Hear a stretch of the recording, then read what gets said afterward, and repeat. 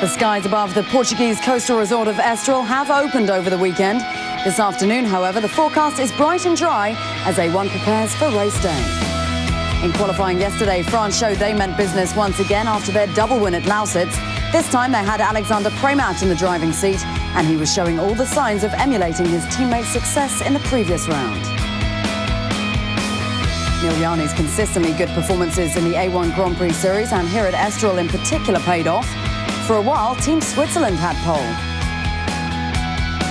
Brazil, though, had the final say. A blisteringly fast lap from Nelson Piquet Jr. means he lines up in top spot and continues to live up to the family name.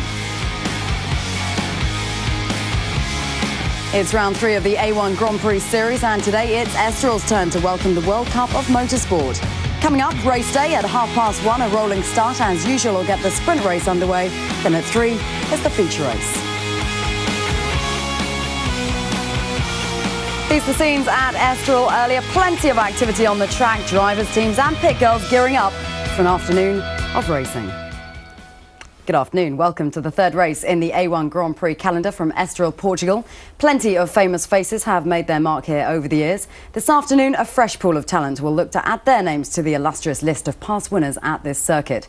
Uninterrupted live race coverage of the first race of the afternoon, the sprint, is just under half an hour away. We'll be building up to that in the studio right here. Joining me, our series analyst and BMW Formula 1 test driver Andy Prix and Sky Sports' Keith Hewen. Andy, teams have had the weather to contend with over the weekend. How will that have hampered or affected preparations for race day? Well, they've had a moving picture. I mean, the teams have not had a lot of time in dry mileage, and they're really not sure of the balance of their car. And they were going out into qualifying with no idea of the balance, no idea of new tyres, and we saw some drivers overcooking it and some drivers dealing with it very well, like Nelson Piquet Jr. So very difficult circumstances for all the drivers. Keith, qualifying yesterday threw up some pretty interesting battles. Who are we to look out for this afternoon? Well, I think before that, coming off the back of Andy, car balance is going to be a critical factor here. We don't know what fuel loads are in the cars, we don't know what tyres they were running in, quite a lot of them, whether there were new tyres out there. So I think that really throws up quite a lot to expect for today. But I'm looking for the Czech Republic and the Netherlands, Thomas Enger and Jos Verstappen coming from 4th and 5th on the grid. I think in the sprint race in particular, although the battle for the top 3 positions was pretty enthralling yesterday. Certainly was. Brazil, and Nelson Piquet Jr. is on pole for that sprint race. Let's take a look at him in qualifying action yesterday. And Andy, how impressive and how fast was he yesterday? Well, he was the first driver to really get up to speed with the car. He had a spin on his first run, so that put him under some pressure. It was on old tyres, but he just had so much confidence in the car. He put together 2 brilliant laps, and that put him, he deserves pole position today. Keith, clearly he is the man to beat in the sprint this afternoon. Is he also now looking like the man to beat in the series? I think so. I do firmly believe that. He's been quick in open wheel formulas this year so far. I think his team are pretty much together. Providing they can get the wheels on in the feature race, then Brazil are looking strong. OK, well, let's take you through the top 10 qualifying results and exactly how it looks for the sprint race lineup a little later on. Nelson Piquet Jr. and Brazil take their second sprint pole. Migliani and Team Switzerland recorded the team's best ever result in qualifying. They line up second.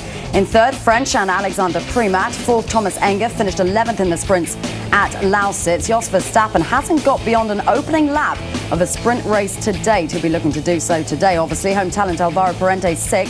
Canada's Sean McIntosh, driven in all 4 races so far, lines up 7th on the grid. Malaysia go 8th, Indonesia 9th, and Team GBR and Robbie Kerr to start in 10th place. OK, time now to go trackside and join our pit lane reporter Lee McKenzie with the very latest ahead of race day. Thanks very much, Georgie. Well, it's a beautiful day here in Estoril, which is very good news for the drivers who'll be battling it out on this tricky but historic track. The Portuguese crowds have seen some great names racing round here in the years, and it's another big motorsport name who's on pole for today's sprint race, Nelson Piquet Jr. Nelson, from qualifying yesterday, a bad start with the spin in the first session. You were consistently very quick after that. How are you feeling before the race? Oh, I'm feeling fine. Yesterday qualifying was very good. The car was really good. We had a very big margin. The spin that we had was old tires, and it was the first time I was running in the track was dry because all the first sessions were on wet. But I'm very confident. The car was really quick in qualifying. We had a big margin, and I'm sure in the race, if everything just goes well in the first corner, we're gonna win the race easily. What does it mean to be on pole here in Portugal? Because I know it's a place which is very close to your heart. Well, it's good. It's a lot of Brazilian people, and the country is very similar to Brazil. But I think pole is one thing. Now the tougher job is to win the race, and that's going to be harder. I know you were taking part in a little bike race last night. How did that go? Yeah, it was good. I finished third, but they disqualified me because they said I cut to the circuits. I didn't do the whole race, but we have to deal with it. It's political. Better luck for today. I know you've got to get ready. Thanks very much. You're welcome. Bye-bye.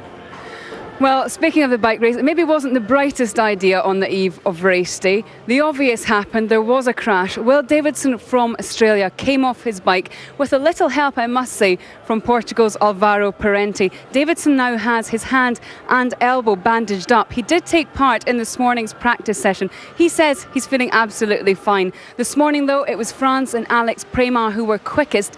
They start from third on the grid for today's sprint race. Not long now till the action starts.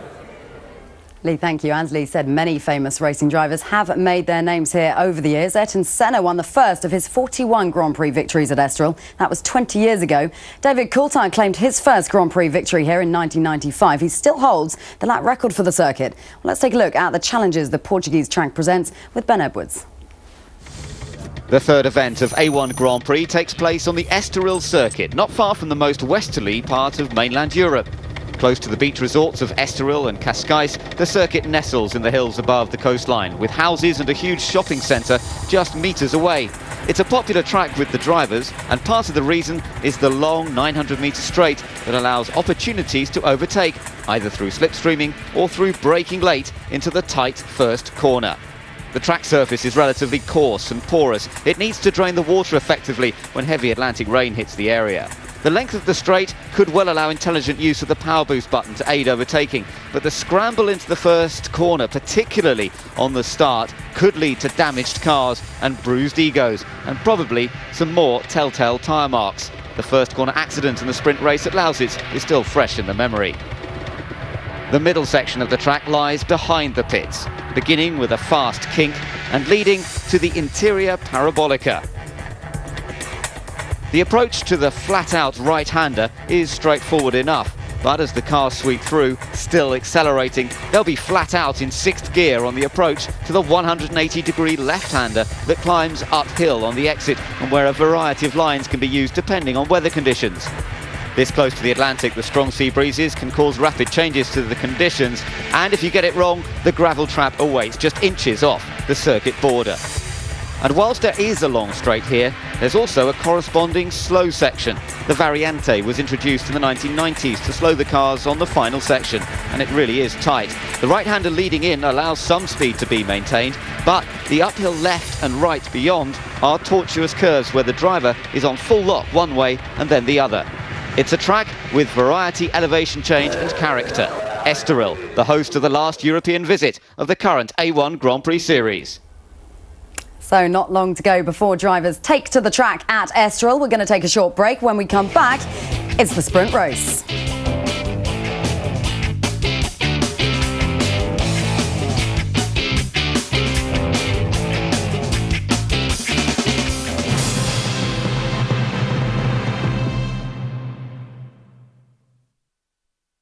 An electrifying start to the Tri-Nations. Dazzle, dazzle, hot potato. The Kiwis have beaten the Kangaroos. Then game two, and the Kangaroos hang on to win. A game of high drama, a game of high quality. All square. Now the action moves to the Northern Hemisphere. Great Britain lie in wait. What a try! Tri-Nations Rugby League, sponsored by Gillette. Great Britain v New Zealand next Saturday, 5:30 p.m. Sky Sports 1.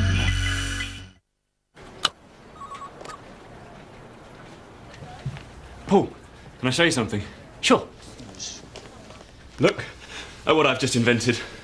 Well, it's a debit card. Yeah. No, it's a debit card that turns invisible. It's gone. Yeah, it's virtually theft-proof. That's fantastic. You're a genius. You're a genius!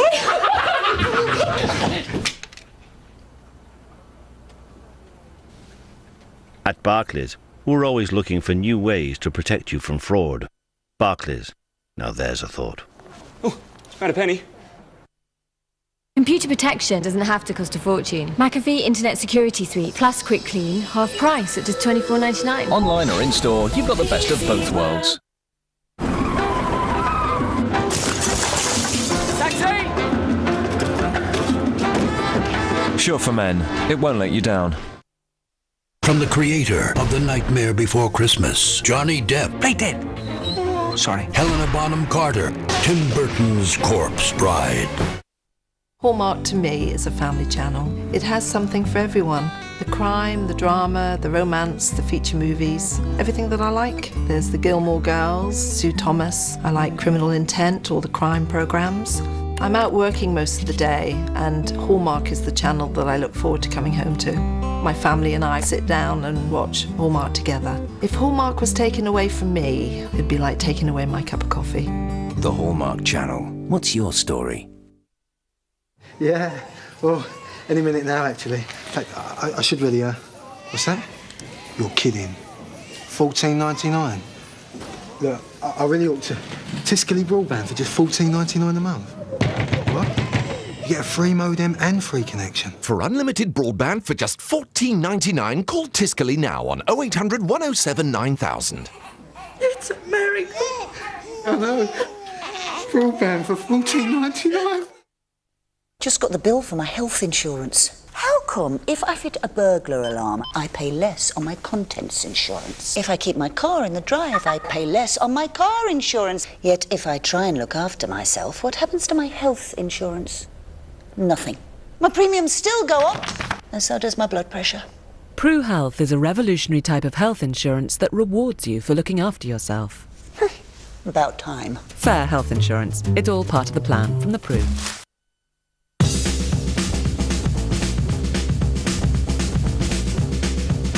Tidying the garden has never been quicker or easier than with the Leaf Buster Blower Vac from Black & Decker. Our most powerful blower vac yet.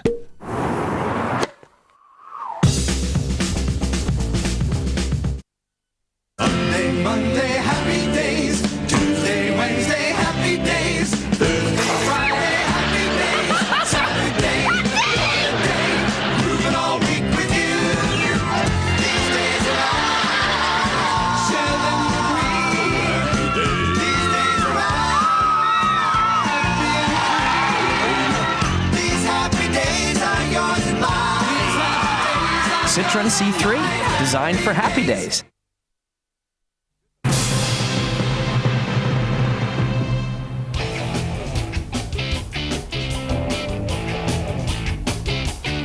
Welcome back to Portugal and to Estoril. These are the scenes for the third meeting in the A1 Grand Prix calendar. The sprint race is due to get underway shortly. Before I hand you over to our commentary team, let's just remind you of who stands where in the championship after Brands and indeed Lausitz. This is how things look and how things shape up. Leading the championship, Team Brazil by a single point from New Zealand and France, both on 29. Remember, so far Portugal picked up 2 extra bonus points after the fastest lap times in the 2 previous rounds. Switzerland lie 4th after their impressive showing at Lausitz. Australia in 5th, Mexico 6th. Team GBR with Robbie Kerr in the driving seat, currently 7th. Behind them is Team Canada.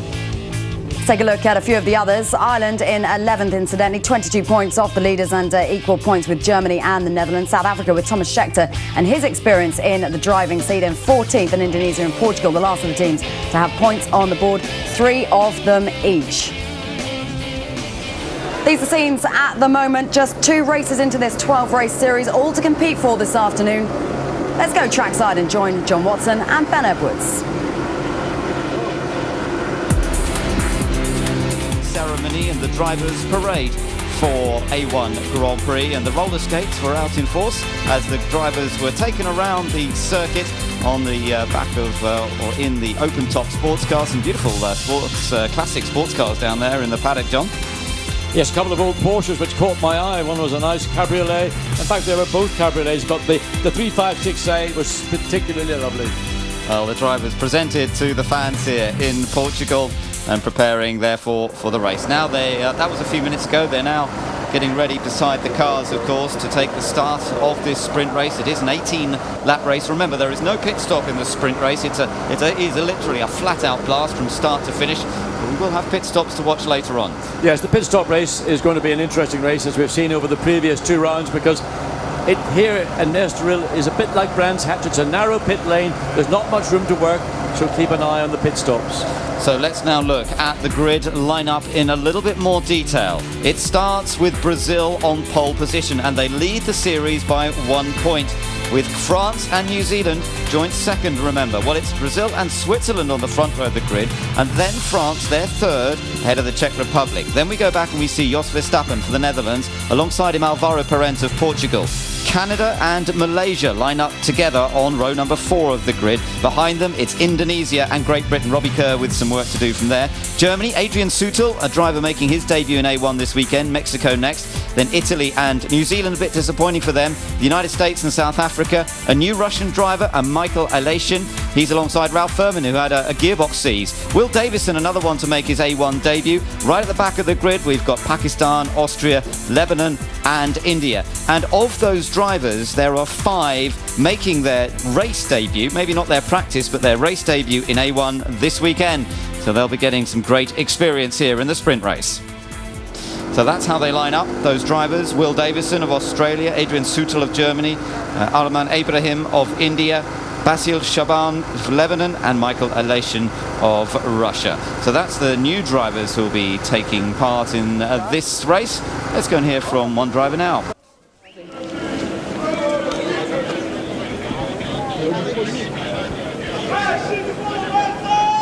Alex, second row of the grid. How does that feel with a rolling start?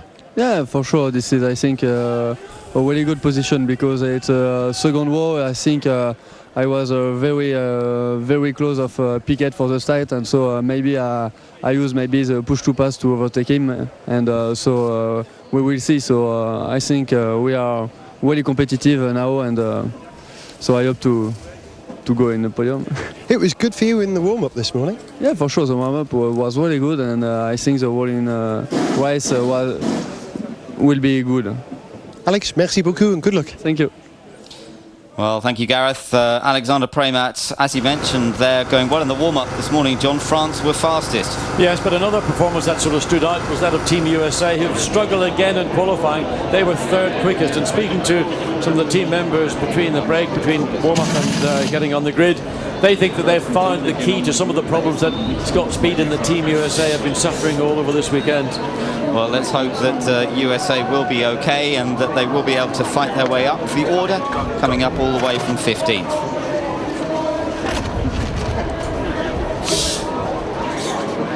But lining up on pole position is that man, Nelson Piquet Jr. It was a superb display in qualifying, 2 fantastic laps. Remember, it was 2 laps added together that combined together to give them their grid position on the sprint race. And Nelson Piquet did a beautiful job both in the 2nd and 4th segments. Let's now hear from Emerson Fittipaldi. Emerson seems to be pretty happy in amongst the Brazil team at the moment. The confidence seems high. Yes, we did a very good weekend up to now. Nelson is very confident. I mean, it'll be another tough race. Switzerland's running very fast. France is running very fast, very consistent. We hope to be fast and consistent for the both race. A lot of the drivers still standing around in the sunshine. Nelson in the car already. Nelson's on the car, relax but focus. That's what we need. We need a driver relax and focus. Emerson, thanks very much. Thank you. Well, he should know, shouldn't he? Double world champion Emerson Fittipaldi, and a big smile once again. But the pressure was on this weekend, there's no doubt about it, because France have been quick throughout the free practice sessions. Sheikh Maktoum enjoying the first visit here of his series A1 Grand Prix to Portugal, and we'll see just how it goes. And there's the operations director who just saw John Wickham, the man whose task it is to make sure it all runs smoothly. Yes, and there is, I say, I keep repeating this situation into turn 1. We hope that everybody, all 24 teams, get through turn 1 cleanly, and then it hopefully will be a battle between the front 2 rows, primarily with Brazil, Switzerland, France and the Czech Republic. Behind that, Jos Verstappen in the Netherlands is the most likely suspect to get amongst them. But of course, Alvaro Parente, the Team Portugal entry, is in 6th place. The performance that you have to keep an eye on also will be Team GBR, but notably Team USA, who are so far back. They're on row 8, 15th on the grid. They'll find it difficult. All they can hope to do is get through turn 1 cleanly and then just pick them off on the straight, lap on lap.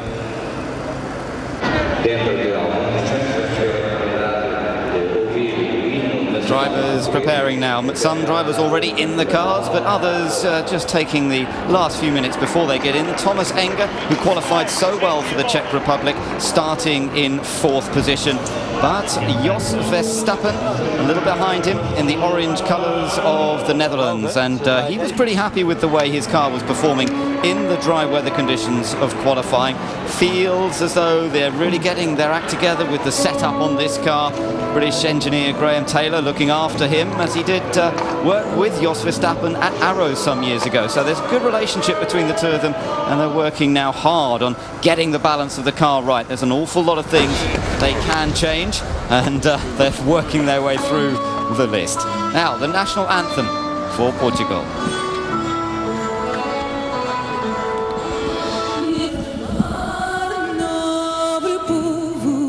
Nação valente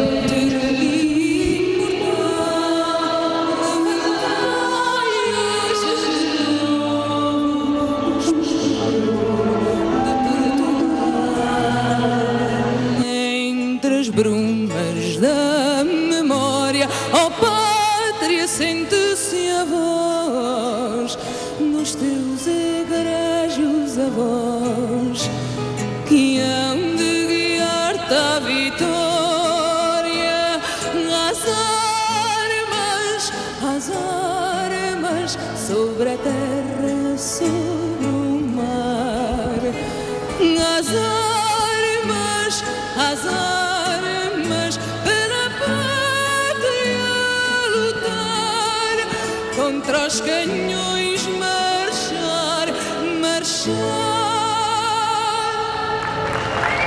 So a very pleasant start to the afternoon's activities here in Portugal at Estoril, and we're ready now. We're only a few minutes away. The countdown has begun to the start of the sprint race for the first of 2 races here. The sprint and feature race is the 3rd event of A1GP. Thomas Scheckter hasn't qualified quite as well as he would have liked. Let's hear from his team manager now, Mike Carroll. Akbar, can I have a quick word for the World Feed TV? Okay, well, we seem to have a little problem with the sound on this interview. I apologise for that. We will try and pick up that sound in a moment or two. Mike Carroll, very experienced engineer, and looking after Thomas Scheckter, who's actually brought his own race engineer in from his American IRL team this weekend to just try and see if they can move a little further up the grid from where they were in Germany. Yes, and Thomas Scheckter has got a very clear idea of what he wants his A1GP car to do, and that may not be necessarily what that particular vehicle itself works best in. So the car's got a working zone which should pretty much, if you look at the front of the grid, those teams have got their cars dialed in. Thomas is going down his own route. He knows what he likes a racing car to do, a little bit like maybe Team Netherlands and Jos Verstappen. Whereas, let's take Team Brazil, for example, they've got the car working particularly well on a circuit where the predominance of corners is relatively low speed. There's only one high-speed corner here on the 2.7, 4.3 kilometre Autodromo do Estoril. That's turn 13, the Senna curve. And you enter at about 70 miles an hour, and then you exit at about 130 miles an hour. So you're picking up all the way through the corner speed and therefore downforce. That's the only relevant, real aerodynamic corner here on the racetrack. Well, we've got a new driver, one of the new drivers, Arman Ibrahim, starting for India. He will be starting from the back of the grid, so he's got a little bit of work to do. But it's great to see youngsters coming in. Only 16 years old is Arman Ibrahim, and we'll see how he gets on. In some ways, as his team said to me, John, he's probably in the best position possible because he's right at the back. He can back off a little bit into that first corner and see where all the fun and games happen. Yes, I think it is. And I mean, while it is a disadvantage to start at the back of the grid, the benefit is that you've got everybody ahead of you, and I'm sure that the advice that has been given by his team is, look, take it easy going into turn 1. Remember, the field's going to back up, so make sure you're not right under somebody's rear wing when they go on the brakes, and therefore you can't stop. Just looking there at Robbie Kerr's car. He seems to have a nodding dog on the front of his car, which is rather fun.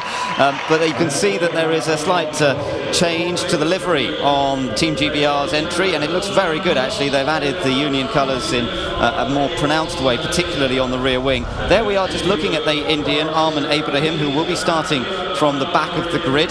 But you just gaining experience at this stage. He is relatively inexperienced. He's been racing in Formula BMW in Asia over the course of the season so far. So it's a big step up into a 520 horsepower A1 Grand Prix car, but he's been dealing with it pretty well.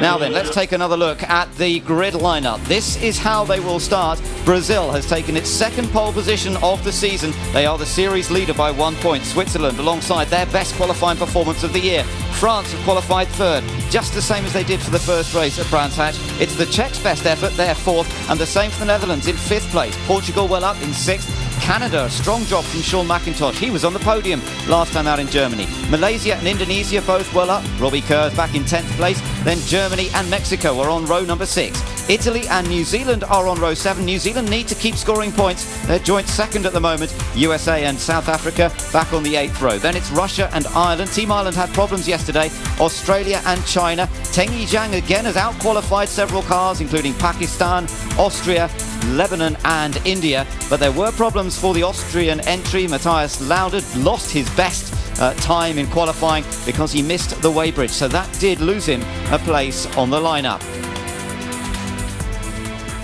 So there we are, that's how they will be starting this race, John, and we'll just have to hope they get through that first corner safely. Yes, it's just going to be, let's hope, a traffic jam at worst, nothing. I don't want to see cars coming in with noses, wings and whatever. We want to see a clean start. One other interesting little event took place last night. There was a bicycle race for all 24 competitors, and unfortunately Australia's Will Davidson got involved in an incident not of his making. In fact, it was from the host nation, Portugal. Alvaro Parent gave him a hip and shoulder charge and sent Will Davidson explore all over the ground, and he got some nasty gravel rash and a little bit of tissue damage. Nothing that's going to prevent him driving, and in fact he said this morning, listen Mike, the best thing you can do is give me a dose of adrenaline. Well, let's see if Will Davidson gets on okay. He is the Australian making his debut in A1 Grand Prix, because remember, the Australian car has been driven first of all by Will Power and then by Christian Jones, so he's got to learn as quickly as possible.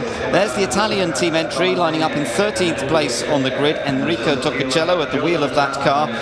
He's been in the Italian car since the start of the series, so he's got the experience. But Matt Halliday for New Zealand, he's got plenty to do because they are joint second in the points, only 1 point behind Brazil, but he's starting in 14th. Yes, he felt disadvantaged, as he did do at Brands Hatch, but because the predominant running at Brands was in the dry, here mostly it's been in the rain, and he felt that he's lost out on track knowledge, particularly on track setup for a dry race as we've got right now. Thomas Scheckter there, lining up in the South African car. He has raced here at Estoril in the past in Formula Nissan, so he does have some experience of the circuit, but they still haven't quite got the setup on the car they want. Ireland on the right of shot here as we head down the grid. There, though, is Michael Aleshin. Russia is back. They missed the German round of the series, but we've got a youngster who's been racing in Formula Renault in both Germany and in the European series. But although we've got Russia back this weekend, we still have 24 nations because, unfortunately, Japan haven't been able to race here. Yes, due to prior commitments and clashing events, the two Japanese drivers are not available, so they're going to wait it out and come back in Australia, and that will be in a fortnight's time. There is the Australian car, and they actually have allegiance to that race on their engine cover. There's the Sydney advertisement on the engine cover, new advertising on that car as well. But alongside them, China, Teng Yizhang, as I mentioned, out qualifying a couple of other cars, and for a young lad who's very inexperienced, that's another good effort. Further back, we've got Pakistan and Austria.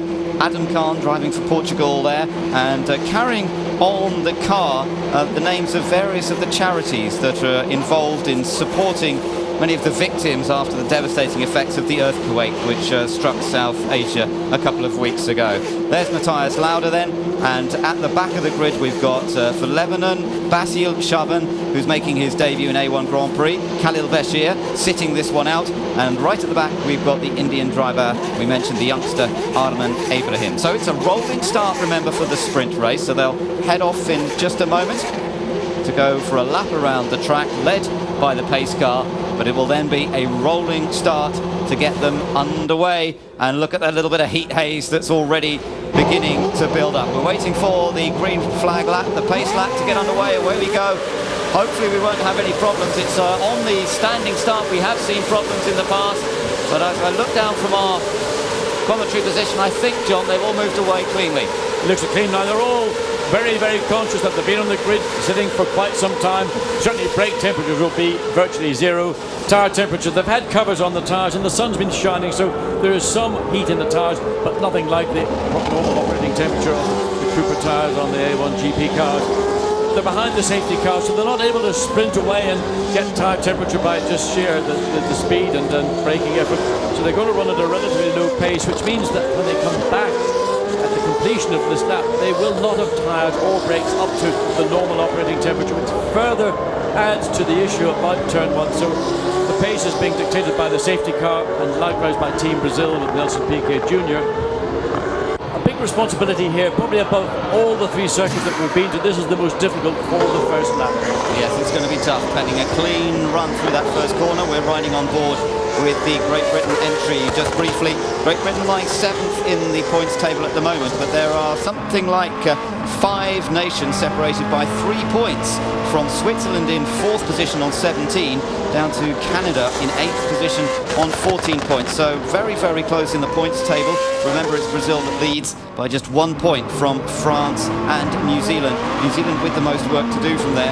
Portugal, well, they're down in 17th place in the points table. They have scored, but only 3 points so far. And countries like the United States and Russia and Italy are yet to score any points. The Czech Republic as well, yet to score, but Thomas Enger has a great opportunity to do that here today because he lines up in 4th place on the grid. Yes, and really the battle is going to be obviously in the first 2 rows of the grid. What goes on behind will be the consequence of what happens in turn 1. But keep an eye out on Team GBR. They didn't get the qualifying time they had hoped for. They were very badly delayed in the first qualifying session by Team Italy.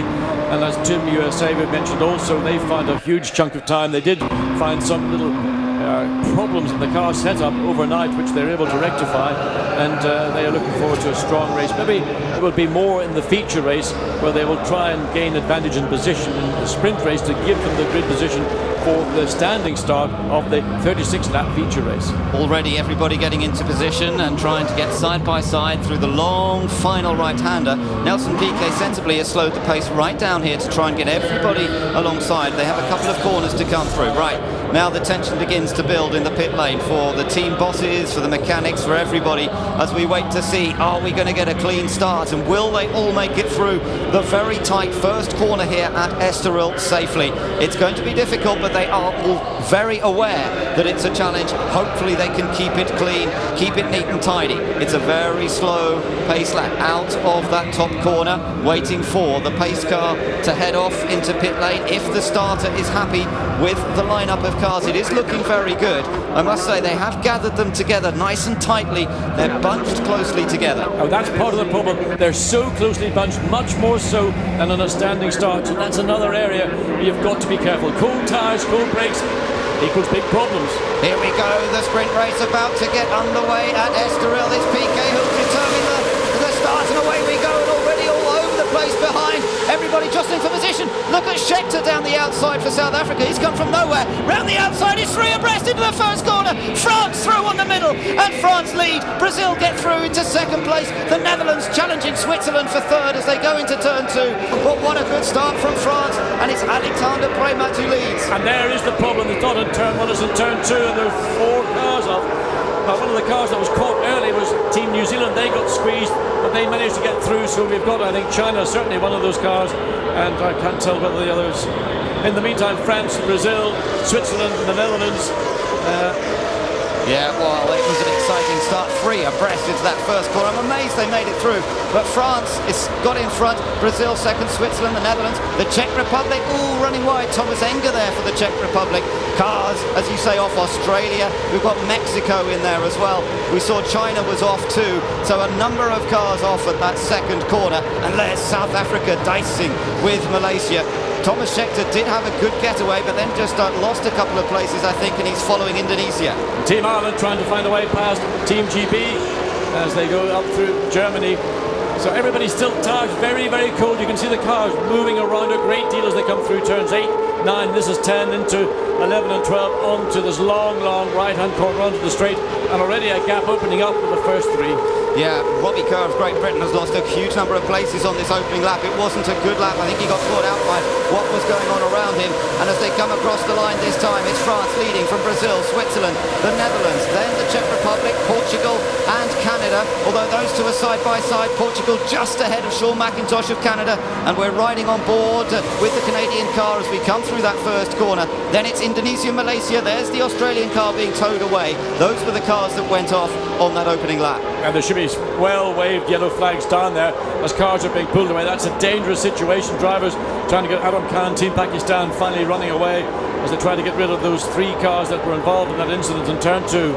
Great Britain has come through in 13th place, Ireland in 14th, USA in 15th and New Zealand in 16th. So there's been a bit of a change around there amongst some of those drivers, particularly Great Britain losing out. Ireland actually gained through all of that on the opening lap, and those cars busy dicing there. There is Ireland, Ralph Furman with the yellow crash helmet. He's got the American car right behind him, driven by Scott Speed, but into the pits, China. They were one of the cars involved in that first lap, Schmozzle at turn 2. Look at Robbie Kerr attacking Adrian Sutil of Germany. Well, you get the impression that Robbie Kerr, Team GB, has got a little bit more pace in a lap, but he can't find a way, particularly around the back here, where the corners flow one into the other.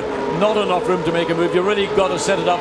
There's one major overtaking point in this circuit. That is at the end of the main straight, but you've got to get close enough around the centre curve to then pick up the slipstream to get advantage of it.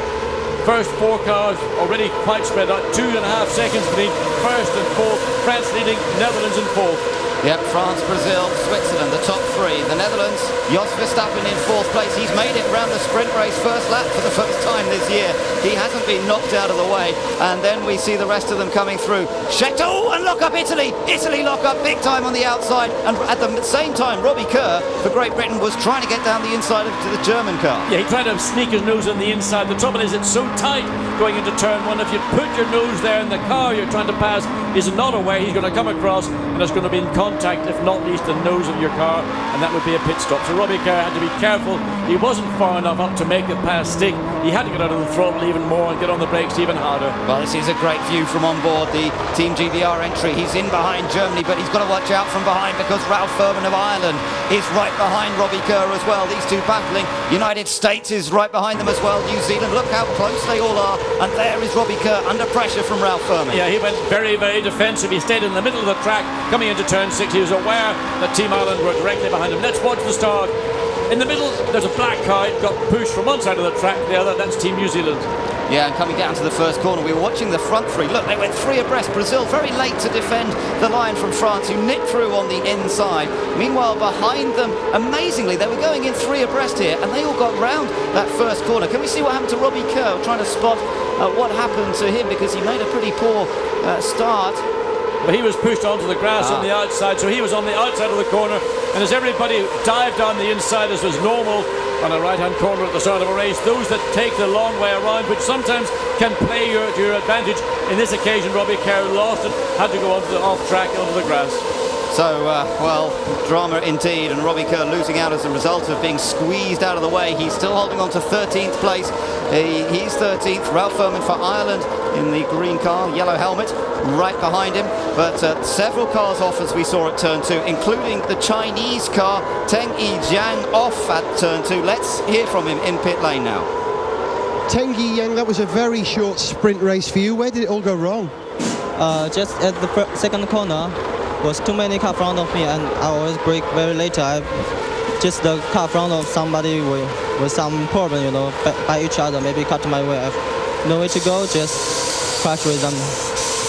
And how badly damaged is the car? It looks like you've got fluid leaking from one of your radiators. Yeah, I lost my front wing complete, and the left box, side box, and others. I think it's okay. Okay, Tengi, let's hope we get it fixed for the next race. Thank you. Well, disappointment for China there. Very, very disappointing to see them out so early on. But it's France that leads this sprint race at Estoril from Brazil in second place. The gap less than a second. We are riding on board with Portugal, and they're currently holding on to 6th position.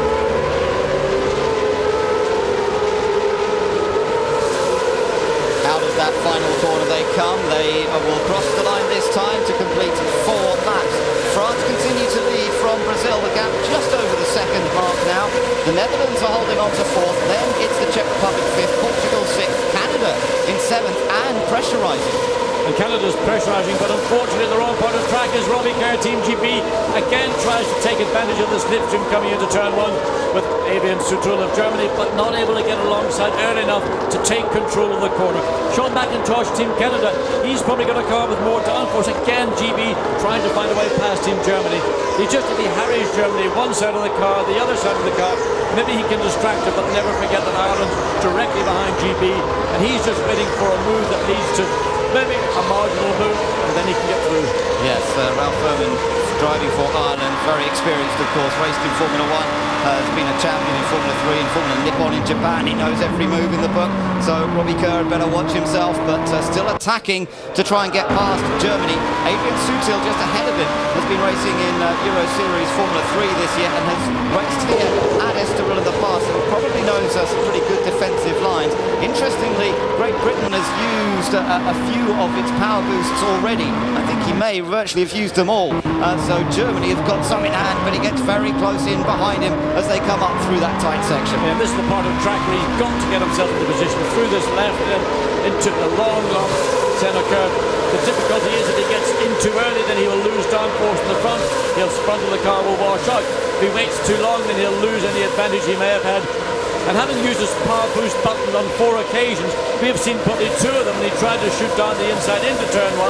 So now he's got no opportunity other than just trying to get it right out of 13 and slipstream. He gets up, can he get down the inside? He's getting fed up. Oh, he nearly clipped the right rear of Germany.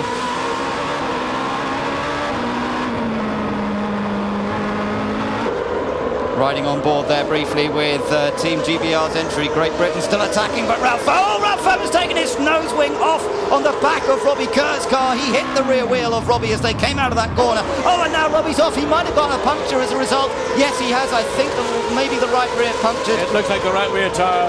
So Robbie Kerr off the track now, up at turn 4, and his race is over and done. That's disappointment. He had used his power boost button on 4 occasions. He was under challenge from Ireland from behind. They were all being stacked up, in a sense, as a consequence of Italy, Germany. Let's look at it again. Yeah, he went in a bit wide, didn't he? And Ralph got a better run through the corner. Yes, you will see the mark on the tyre. We saw it as Robbie Kerr pulled off, so that tyre, clearly there you see it's already gone down. He turns into turn 5, the back of the car, wants to swap its ends, and Robbie Kerr just drives off there. Even still, that black mark all the way through the tyre. So contact any part of these cars, particularly with a tyre, can lead to a retirement. Oh, this is desperately disappointing for Robbie Kerr, and we've got front wing damage, of course, as a result to Ralph Furman's car for Ireland. So for both Great Britain and Ireland, it could be absolutely disastrous. And I think he's got to go into the pits. If he doesn't go in voluntarily, he does go in voluntarily. He has to get that nose changed. So look, good race, but for 8th place between Indonesia and Malaysia there. The 2 sister teams there. They run together in the paddock, and they do exchange information, and now they're having a great dice on track. Further back, we've got the Russian entry. He's running in 15th. Lebanon are doing well in 16th place, but into the pits has come Ralph Furman. They've got to go for a nose cone change. Yes, and of course, taking a nose cone off is not something you do in a matter of seconds. It's going to be unbolted, a new one fitted. Now, all he can hope is that if he goes back, he will go back out on track, that because we have already seen 4 retirements because of that second corner shunt, he can actually start as a consequence of his finishing position in this race, and it's possible other cars may not finish, so he has to go back out to consolidate a grid position for the feature race. Well, it's not been a great start for the weekend. There we are looking down over the top 3 now. The French car hasn't managed to open up a huge lead, but it's a comfortable enough advantage. 1.5 seconds over Brazil in 2nd place, Switzerland in 3rd. Those 3 have definitely broken away from the Netherlands in 4th, Czech Republic, Portugal, Canada still running very strongly in 7th. Then that great race that we saw between Indonesia and Malaysia. South Africa are on for a point if they stay where they are at the moment, because they're in 10th place, but still it's a very long stop here for Ralph Furman to have this nose cone change. And well, I'm sure you're right, it will be worth sending him back out just to give him a chance of qualifying as well as possible for the feature race, but desperately disappointing for that crew. Well, here's a battle that's beginning to evolve. Team Brazil in 2nd place, Team Switzerland in 3rd. The gap when they come across the line is just 0.6 of a second, as we see Team Ireland driving down the pit lane to rejoin the field. Germany still defending. They've now got USA behind them. USA looking to move, coming into turn 3, not a place, it's a tight corner, and then all the way down the hill. No, Scott Speed, Team USA, has got the speed that he's been lacking through the practice sessions and through qualifying. But of course, the same problem that we saw with Robbie Kerr and Team Ireland, getting past Germany is not going to be easy. No, Germany is fairly resolute in his defence, isn't he? The little graphic you're seeing down there at the bottom, the 3 in the circle means that Germany still has 3 power boosts to use, whereas the USA has 2 power boosts to use, and if they use them, you'll see those little markers turn green. There's a big mistake from Italy there. He ran very wide, did Topacello, but again, I think he got away with it. Yes, and of course, the battle going on behind is more about Germany consolidating its position, trying to keep USA in 13th place. Italy's sort of caught in no man's land between South Africa, but ahead of Germany. So Team USA, Scott Speed again approaching the back of the German car, who locks up briefly on the approach to that very tight section. But it's up here that he's got to work at it. This is where he needs a good run through the next left-hander. Crucial corner this. Tight into the curb, tighter than the German car, and Scott Speed trying to find a bit of clean air to get some downforce. Yes, he's just about ideally placed. He's only used his power boost button twice. He's now using it. He's got 1 shot left. They're both using it, John. They're both using it on the straight at the same time. And defence. Look, but Scott Speed pulls out to the left, pulls alongside Germany. Germany comes back. Now you're allowed to make 1 blocking manoeuvre. Germany retains its position. Oh, good racing between these two. Both on the power boost button. That gave them an extra 30 brake horsepower as they came down the straight, giving a maximum of 550 horsepower, and they were using every little bit of power they could out of these cars. But again, it was even Stevens, and Germany retained 12th position. The United States still frustrated in 13th. Adrian Sutil runs slightly wide. He goes through turn 4. That will give USA a little opportunity, but I would think he's not going to waste that power boost, that final shot he has of an additional 30 horsepower down into turn 6. It's not an easy place to overtake. It's late braking. It's one of the quicker corners on the infield of this circuit, but I think he's going to have to wait, try and once again position himself as he comes out of turn 13. Has a look down the inside. No, he's not going to try. Oh, a little mistake from Adrian Sutil of Germany. He really is trying very hard indeed. But he's making those little mistakes. Remember, this is his first race in an A1 Grand Prix car. He's only done a minimal amount of testing before this weekend, and it's a first proper run in the dry because we've had wet running throughout most of the weekend so far. So for Adrian Sutil in the German car, he's taken over from Timo Scheider. He's doing a pretty good job, but obviously the American car is faster if he can find a way past. Yeah, you can see he had a little bit of understeer in the first part of the corner, which precludes him drawing up close to the back of Team Germany. He's drawing up, he's getting the slipstream, but he's too late. It's very, very difficult at this point. Easily defended by Germany, and the USA cannot maintain enough speed to get by before they get into the braking zone. So not quite able to do it once again, but running very, very close. Remember, these are all identical cars. It's all down to driver ability and team setup to try and take the advantage, and then it's about racing ability, the ability to pass other cars. And Scott Speed's got to think about this, work out where he can make a challenge that's going to work. Again, it's a slightly different line really from Sutil. He just chooses to go in deeper, doesn't he? Yes, he does. He goes in much later and turns down the corner, whereas Scott Speed, Team USA, feel the car into the apex, drive the car into the corner, just the different styles. Also, that reflects the different car setups between Germany and the USA. So through the left-hander, the interior parabolica, let's just run through the order. It's France from Brazil and Switzerland, the Netherlands, then the Czech Republic, Portugal, Canada, Indonesia ahead of Malaysia, then South Africa in 10th. 11th Italy, 12th Germany, who we've been watching, and then in 13th place the United States, 14th New Zealand, Russia is 15th, Lebanon 16th, Austria 17th, 18th for India, and 19th, but a couple of laps down after their pit stop, Ireland. Well, Team France have now got a comfortable 2-point-second advantage over Team Brazil, who've got a further 0.8 of advantage over Switzerland. And interestingly, France has yet to use its power boost button, whereas Brazil and Switzerland have had 1 shot each. But neither Brazil or Switzerland have had to. They're not in a position to overtake, not in a position to race, but there's USA and Germany once again side by side as they come down past the pits into turn 1. Yeah, and a good race developing here between the Netherlands and the Czech Republic. 2 experienced racers here, Jos Verstappen and Thomas Enger. Not a lot to choose between them.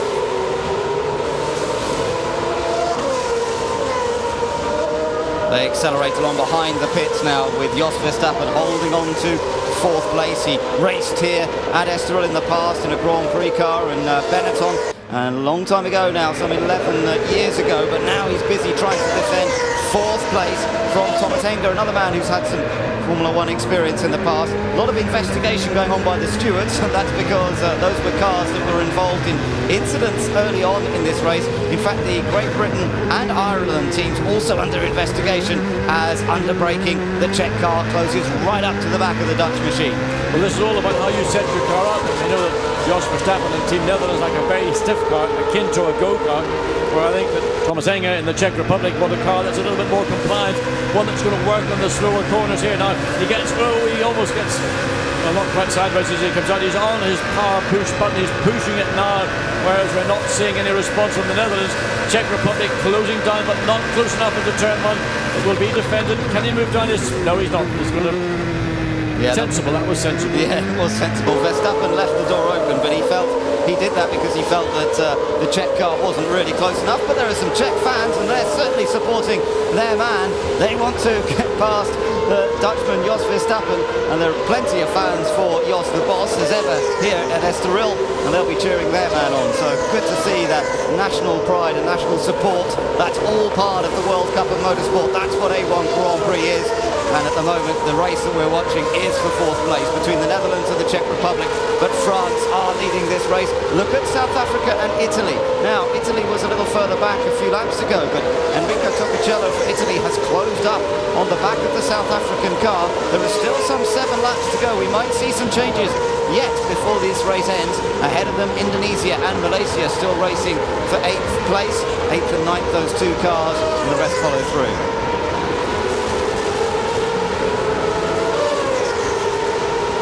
United States, Scott Speed still frustrated in his attempts. He's going to try something else, but he can't do it there. Now again, defence from Adrian Sutil. He's just using the car most effectively. It's frustrating for Team USA and Scott Speed, who clearly has got more lap speed, but unfortunately he can't find sufficient speed where it counts in the part of track, which is here at the end of this long straight, to get alongside. He can do it in other parts of the track or make the effort, but he's not capable of doing so far. Yes, there is Verstappen and Enger. There is Portugal running a little on loan at the moment. Canada has dropped back, but still running in 7th place. Here is Indonesia and Malaysia, these two. Ananda Mikula and Faraz Fauzi have been having a great old dice. Behind them, look at this, we've got a real challenge going on, and from America again. United States on Germany. Can he go around the outside into the first corner? Oh, he tries so hard.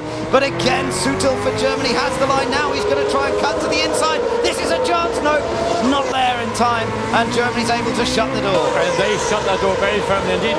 Now, Team USA have got to be careful, because right in the wing is Team New Zealand. Matt Halliday's been sitting watching us. He knows that these 2 drivers, there's certainly frustration for Team USA that they're not able to get past Team Germany. Matt Halliday, Team New Zealand may just sit there and pick up places with doing nothing other than just being in the right place at the right time.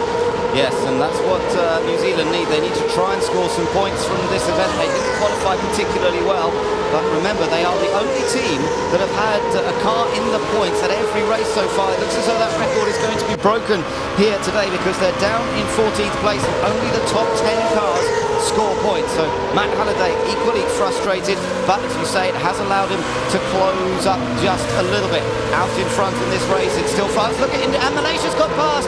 Malaysia ahead now of Indonesia, and Faraz Fauzi, slithering and sliding the car, has moved into 8th place. Well, I suspect that was because of a mistake from Indonesia, because that part of racetrack in normal circumstances you would not expect to see a pass. But if you get slightly wide, run off, put a wheel off the track, then Faraz Fauzi, Team Malaysia up to 8th place, Indonesia down to 9th. Yeah, and he's pulling away reasonably quickly now as far as Fauzi, as he's made that move and hoping to open up the gap behind him. South Africa, Thomas Scheckter, and Italy very close. Again, Germany, the United States and New Zealand, all 3 of them turn in together. And as we look back, it's then Russia on their own. Ireland a couple of laps down, so they don't count quite so much. They're actually running in 19th place. So behind Russia is actually Lebanon. There you are, there's Lebanon. But Austria catching up to Lebanon. So Basil Shaban having his first race for Lebanon, but under pressure from Austria. And there is our Indian driver, Ahmed Ibrahim. He started at the back. He avoided all the second corner accidents that were going on that took out several cars. And he's still running. He's in 18th. And if things stay the same with 5 laps remaining when it comes to the feature race, he will have benefited by that avoidance at first turn 2, and he'll start in 18th position, 9th row of the grid, and that's an improvement from starting in the 12th row of the grid. Yes, so just you've got to get through this sprint race, try and get through cleanly, and they are very aware of that, and I'm sure that has a factor as they try and overtake. They still need to keep the car in one piece. We saw what happened between Great Britain and Ireland. That tiny little contact between the two cars, enough to damage both their races. Kerr out of the race for Team Great Britain. He's on the sidelines already. Ralph Furman is still running, but he's 2 laps down, and it's not been a good start to the weekend for them. Look at the gap between France and Brazil on the graphic there. 3.4 seconds the lead, and Brazil again 1.1 seconds ahead of third place man Switzerland. So a number of drivers have had problems, but Mexico are out of this race. They went out early. Let's hear from the driver. Salvador, you look absolutely furious. What were you telling your team? You seem very angry. No, I mean, it was nothing to do with me. I was just by the outside. Someone just arrived and hit me, spun me, and then when I was stopped, the car was not bad. But then the Pakistani went out of the track and hit my rear tire, and everything broke on the rear left suspension. But the car hasn't even made it back into your garage yet. Do you think you're going to make the feature race? I don't know. It's up to the team if they can fix it or not. I feel really bad because, I mean, I did a mistake in the qualify, and that put me back in the grid, and then there the crashes are just impossible to avoid, and now this happens to us, so we need... Salvador, gracias. De nada. Salvador Duran, their driver for Team Mexico, but look at this little race going on for, 16th place between Lebanon and Austria. It's good dice, and Matthias Lauda there, definitely capable of lapping a little quicker, I think, but he's got to find a way past Basil Shaban. Yes, he's got to be careful, though. He's had a couple of lock breaks, as we're just saying there, also from the car. Here we look back now, Jos Verstappen. This is something that has happened just a moment ago. We didn't get to see it. Look and see, well, there's a lock-up. And he carries the inside unloaded wheel. I'm thinking this is around turn 4.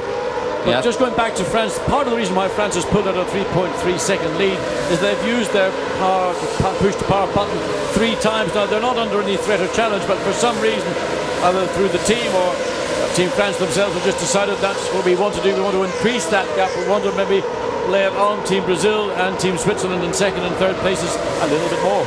Now Austria might have a chance here because they weren't fully in the slipstream as they went through the corner there. This could be an opportunity, but look, Lebanon using the power boost. Austria has used all its power boost, and there's the difference. Lebanon is able to open up the advantage a bit down the straight, but always going to be under attack, under braking, and Matthias Lauda goes down the inside. Can he hold it on the exit? Side by side on exit, but I think he's done enough. No, maybe not. Lebanon comes back on the inside, retakes the spot. Now, the Austria will try and get the inside for the next right-hander. Great racing between these two guys. Down the inside goes Lauda, off goes Shaban, and Lebanon lose the place ultimately. Well, one has to say that was certainly entertaining as 2 young drivers, inexperienced drivers, went at it without any sort of mercy whatsoever.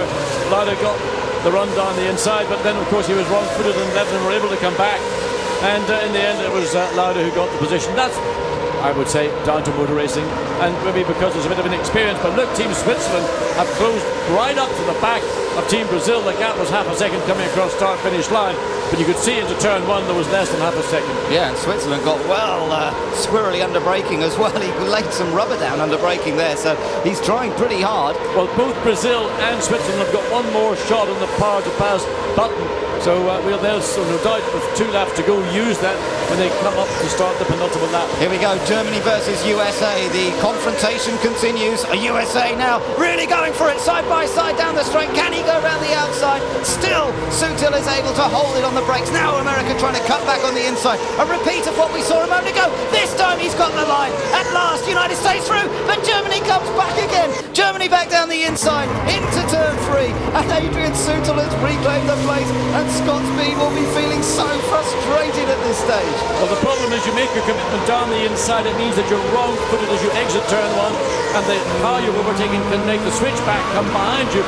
You've then got a right-hand corner which favours the car on the inside. And great racing, but I know that Scott Speed and Team USA is going to feel sheer frustration from being stuck behind a car which he knows in the lap time is not as quick as his, but he's not been able to get the place and make it stick. Good racing though, good, that's what we want to see, a real bit of place swapping going on. Out in front though on the final lap, it is France that have a very comfortable lead, and they are heading for their third win of the season, the first win for the driver Alexander Premat. Remember, it was Nicolas Lapierre driving the French car last time out in Germany who took both wins, and now it's going to be their other driver, Alexander Premat, to take victory here. Back on board with the New Zealand car once again, and still this chase that's going on. It's not even for a points position, it's for 12th place. Germany in 12th, United States, and then New Zealand 13th and 14th. Well, that little flurry we saw one lap ago through turns 1, 2, 3 and 4 has basically taken all the speed out of Scott Speed. He's decided, I'm not going to do any more, I do not want to damage my car, I'm going to settle for what is currently place 13. So now with just half a lap to go, it's looking good for the French team, and they are going to become the first nation to score 3 victories in A1 Grand Prix. An excellent performance this has been from Alexander Premat, and it was all about a brilliant run down the inside into the first corner. He caught Nelson Piquet a little by surprise, I think. Piquet didn't cover it quite in time, went to cover it, but at that stage he was already alongside.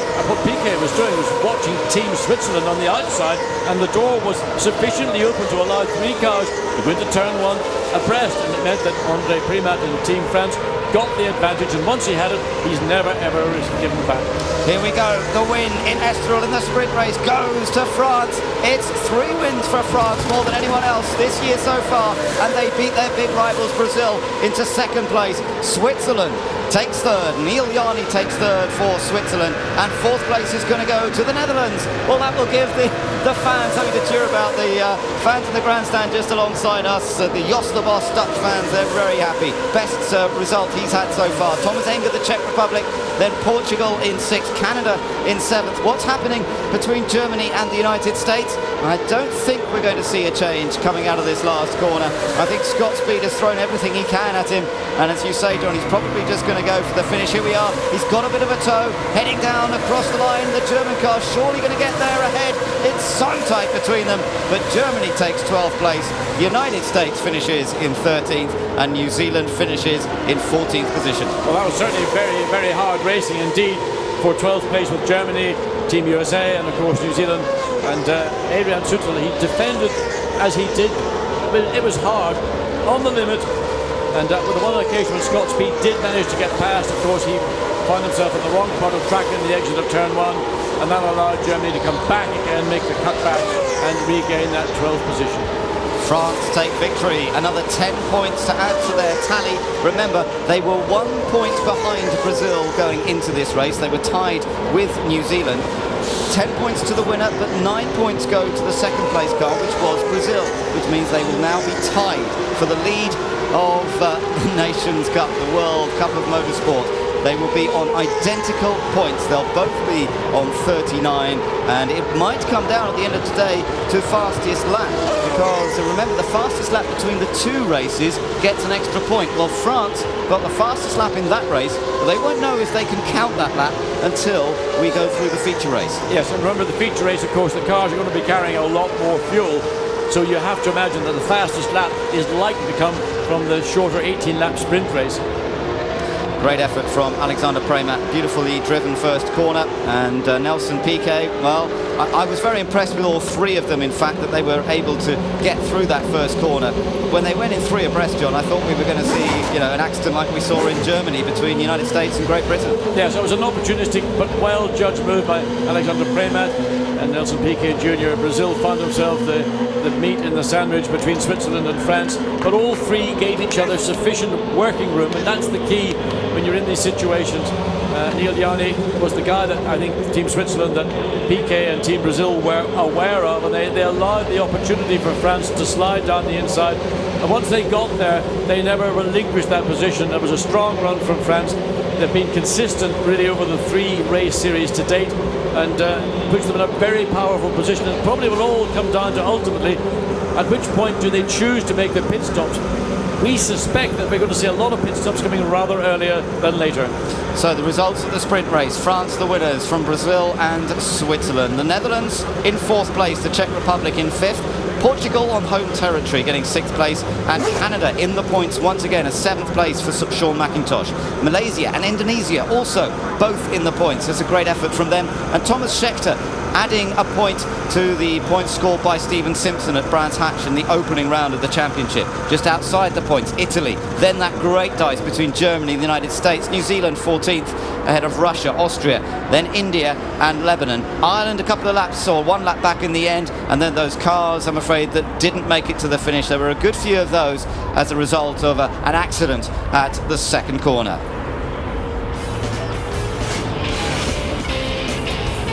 So a hat-trick of wins for France. Coming up next, reaction to an exciting sprint race from Estoril, Portugal.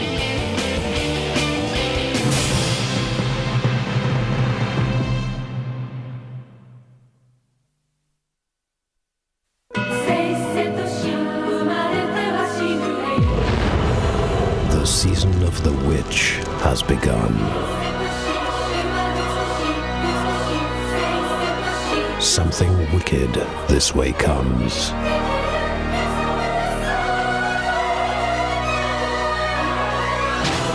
New series, new blood. Hex, tonight at 9. Sky One. دیگه از من چی میخوای؟ من دوست دارم مرا.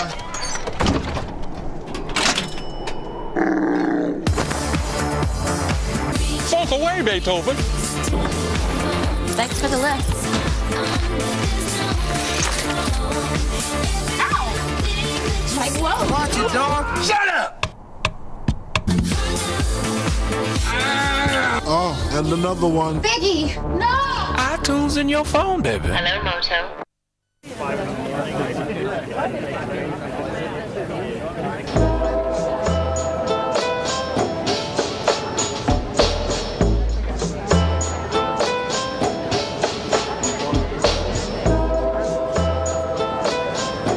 Hi, how you doing? Hey, should we go somewhere a little quieter? Oh, no, standing there would be good.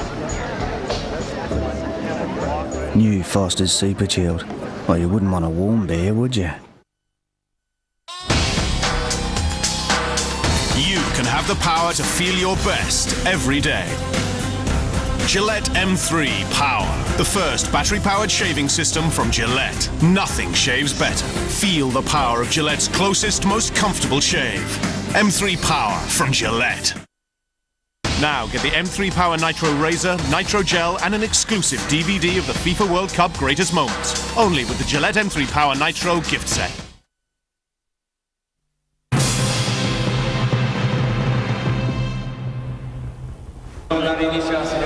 Welcome back to Portugal and to Estoril, where A1GP has a sprint winner. It's the Frenchman Alexander Premat of France. 1, 2 and 3, reflecting in the glory of their successes. How impressive was that race from Alexander Premat, Keith? I have to say that Alexander Premat, it would have been like a slap in the face for that young man. Of course, he was so confident at the beginning of the race that he was going to take the win. He didn't. It was all down to France. Once again, though, a battle between France, Brazil and Switzerland, Andy. Absolutely. Neil Yarni from Switzerland was looking very threatening to Nelson Piquet in that race and is very, very strong. But great drive from Premat. So Alexander Premat of France up there on the podium in first spot, moved up 2 places for Brazil. Nelson Piquet Jr. dropped down the 1 spot into second to finish there, and for Switzerland, Neil Yarni going third. Let's listen to the national anthems.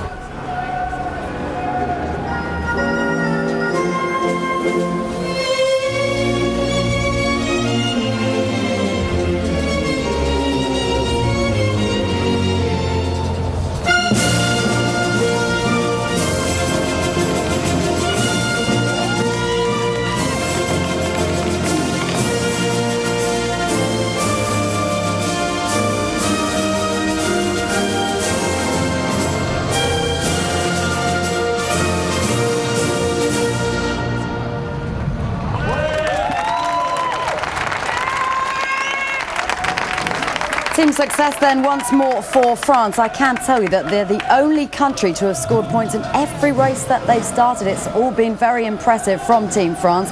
Didn't take part, of course, in the feature at Brands, but Alexander Preymat making the difference for France today. Let's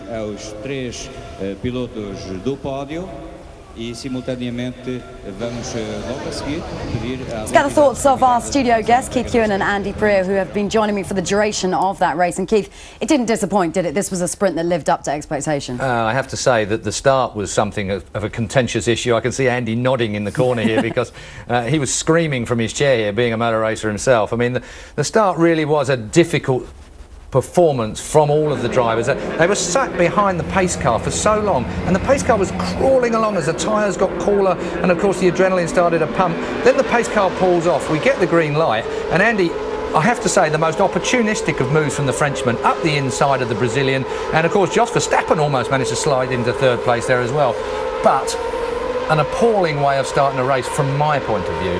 For me, I was really disappointed. Those cars were almost on tick over, and I think that really cooled the tyres, it cooled the brakes, it made things very, very difficult for the drivers, and also what you saw after that was like a concertina of acceleration and braking, and that was very, very dangerous. That needs to be looked at. But you can't blame them for trying to make sure they're all in formation and they're properly lined up for a proper start. That is the upside of the issue. Absolutely, there is ways to monitor that. You can put a speed gun on the start-finish line. You can actually get them, controlling the speed over the start-finish. So I think there's better ways of making a more spectacular start, to be honest. Okay, let's have a look at what happened next, because following that, turn 2, Keith, created a bit of a safety issue, didn't it? Just talk us through what happened here. Well, we actually expected it at turn 1. It came eventually in turn 2, and it was Australia, Mexico, China and Pakistan that found themselves in a bit of a muddle. But just there you can see, that is actually the second lap.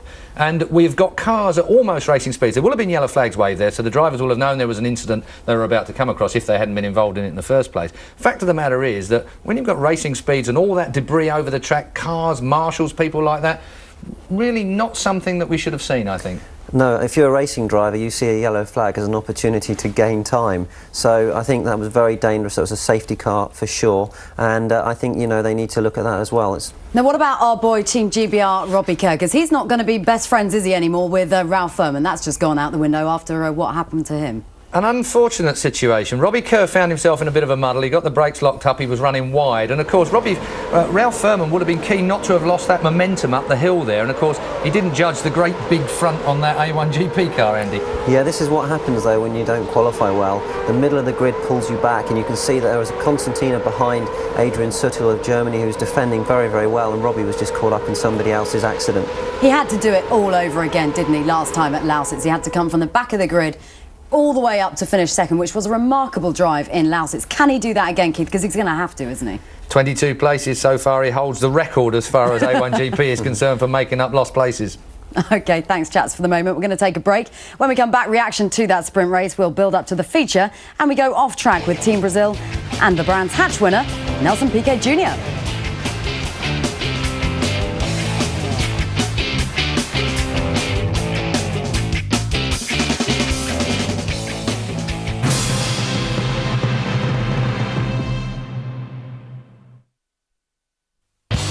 Cup third round. Enter the big guns. Palace v Liverpool. And Giant Killers Grimsby versus Newcastle.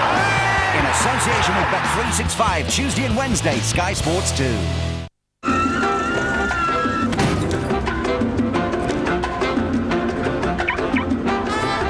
Sure for men, it won't let you down.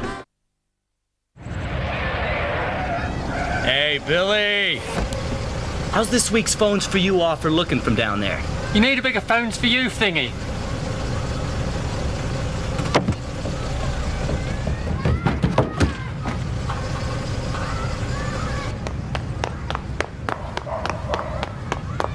Phones for You. How about that then, Billy boy? Yeah! Yeah! Yeah! New AOL Talk Unlimited lets you make as many local and national calls as you want. You'll also get fantastic rates for mobile and international calls. Buy it with AOL Broadband. You'll get great savings and no limits to how much you download.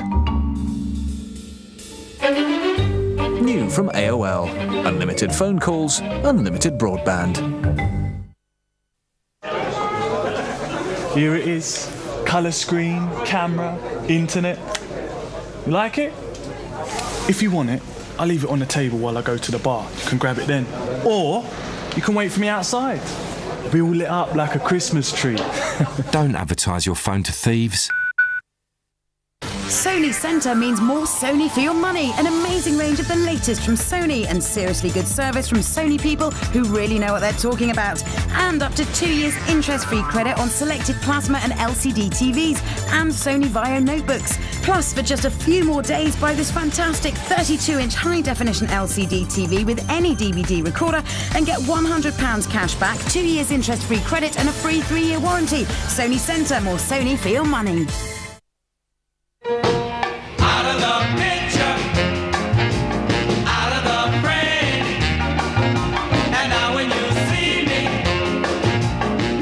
HP PhotoSmart compact printers print brilliant colour photos directly from your camera without a PC. Brilliant meets simple. HP invent. Buy the HP PhotoSmart 335 for only $99.99 and save £50.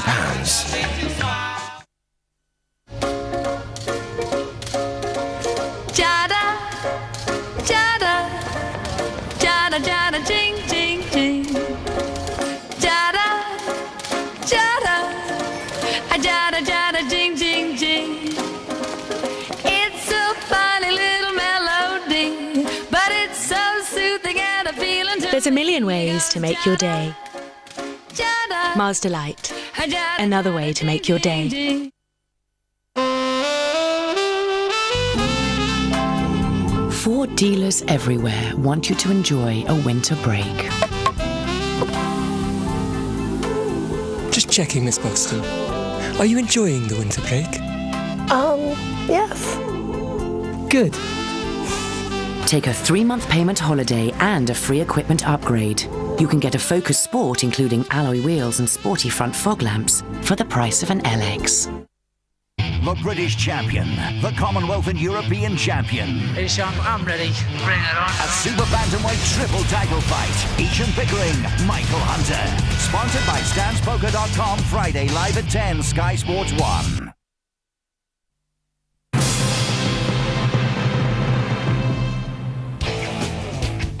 France are the only country to have scored points in every race they've started. Alexander Prix enjoying the moment, having taken advantage in the sprint.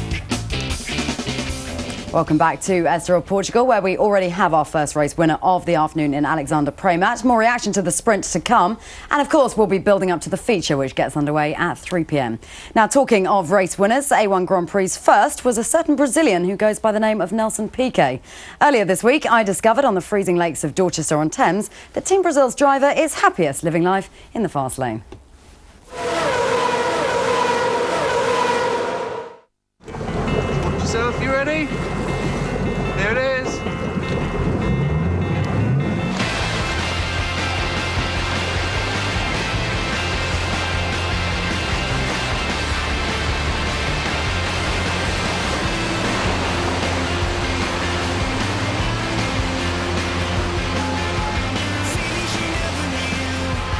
Come and join us on the comfort of this warm boat, please, and get out of that freezing cold water in the middle of October. It looked like fun. It certainly looked brave. Oh yeah, it's the bravest thing I've done in my life. That's something coming from a motor racing driver, isn't it? Wrap yourself in a Brazilian flag that we found for you. Thank you. And put on your cap and feel more at home. Thank you. So water skiing and wakeboarding, is this something of an obsession for you? Well, not obsession. I really like it. Something I've learned a few years ago to do, and I enjoy doing it. Yeah, I really like it. There's a synergy, isn't there, with dangerous and daring sports that obviously attracts you? No. I mean, this is the only radical sport I like to do. I don't like the skateboarding, snowboarding. Also, it's not my type. It's the only kind of things I like to do. I like also to windsurf and everything that is with water I like. It's not something that you've done for that long, is it? So what did you do when you were younger, when you were growing up? What sort of sports were you into then? School and karting. The whole time, school and karting until it was, well, today it's only racing and racing. So was it always about the motor racing then? Was that always going to be the grand plan? Oh yes, for sure. I had finished school first, and then I started doing F3. And then things start working out when I won the championship in Brazil, and then I came to England and things worked very well for me here. And this year, GP2 and A1, things are going well at the moment. It is quite a star-studded lineup, isn't it? You've got you guys in there, then you've also got Emerson Fittipaldi and Ronaldo backing Team Brazil. There's a lot of stars in there, aren't there? Yeah, I mean they're all very, very nice people, very helpful, and everybody helping in their own part, you know. Emerson has all his experience like my father, so he's trying to give his little bits of experience he has. But they're all very nice people, and we have a team full of important names. And obviously you have great pedigree, and the fact that your father's Nelson Piquet Sr., you've taken on the name. How big a pressure is that on your shoulders? Do you see it as a pressure or a challenge? I see it as an advantage, of course. For me, it's great to have him as a father, as a person to help me, and starting a career in a sport that your name is already very important. So for me, of course, it's also a challenge. I of course, for sure, I want to do the same he has done, and make the name even stronger. And I think my son is going to have the tough time in having Is the he name. also going to be named Nelson Piquet? Yes, he will. What's the response been like back home? When we were speaking at Brands, it was quite amazing because the back pages in Brazil were leading with your success story there at Brands. How did that feel? Felt very good. As I said, the whole year we had I had a very difficult season in GP2, so suddenly 2 wins, the first ever 2 wins of A1, and leading the World Cup for Brazil from my own country, and me being the driver, I mean, it has been special. Things didn't go quite so well at Lausitz, but what have you taken away from that? Well, the team is working harder now. We cannot do another mistake in the pit stops. It was the second time already in 2 races, so we're going to work that hard. We're still leading the championship, and I'm sure that Portugal is going to be very good for us. Do you really fancy your chances there in Estoril? For sure. I'm 100% sure that we're going to have at least a win or 2 there. Now, I don't reckon you've managed to kill off as many wildlife as you tried to earlier on, so you probably should get back on that wakeboard and get back out there again. Oh my God. Maybe in about 7 months and next summer. It is October, of course. Good luck for Portugal. Thanks very much for speaking Thank you to very us. much. Really was very, very cold. It has been a busy week for Nelson Piquet Jr. He may have motor racing and water skiing sewn up. Not so golf, though, as he and the other drivers discovered on a course near the Estoril circuit.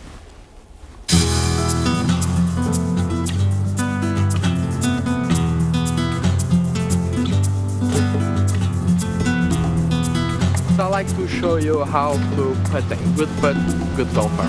So the ball needs to be always in the center, and then putt swing just about your shoulders and arms. So very important, the target guy. So I like to see the best putt now. That's okay. I gotta find it.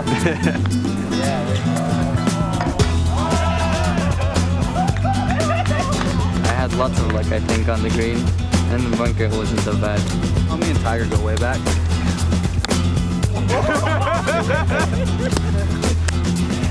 Another one? We need to know where you want to hit the ball. Aim in the club face parallel to the target. You need to try to swing down with your shoulders and arms.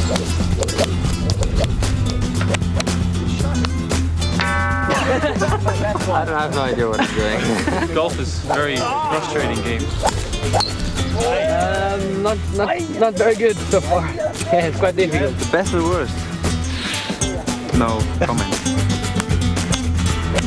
That's it. Ah!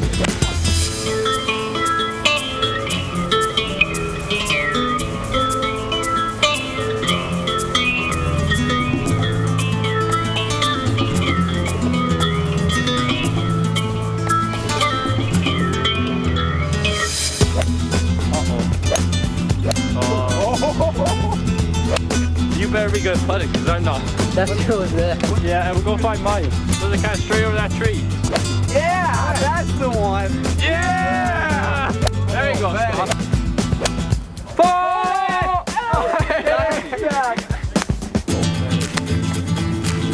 For me personally, golf is something I really love to do, but never have the time to do it. What was that? It's good to meet the people that you race with, not just on the racetrack. Obviously, it's not so intense or anything, so we can enjoy ourselves. You always want to win, but Ty is alright. The honour is shared between the two teams. It's up to the drivers to fight it out over who can keep the magnificent trophy.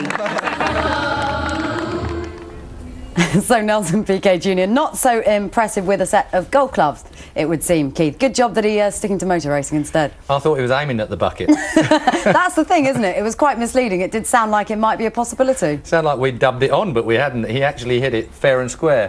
Finest bunch of grass cutters you're ever going to see in motor racing, I feel. Jan Schrews had it covered though, didn't he?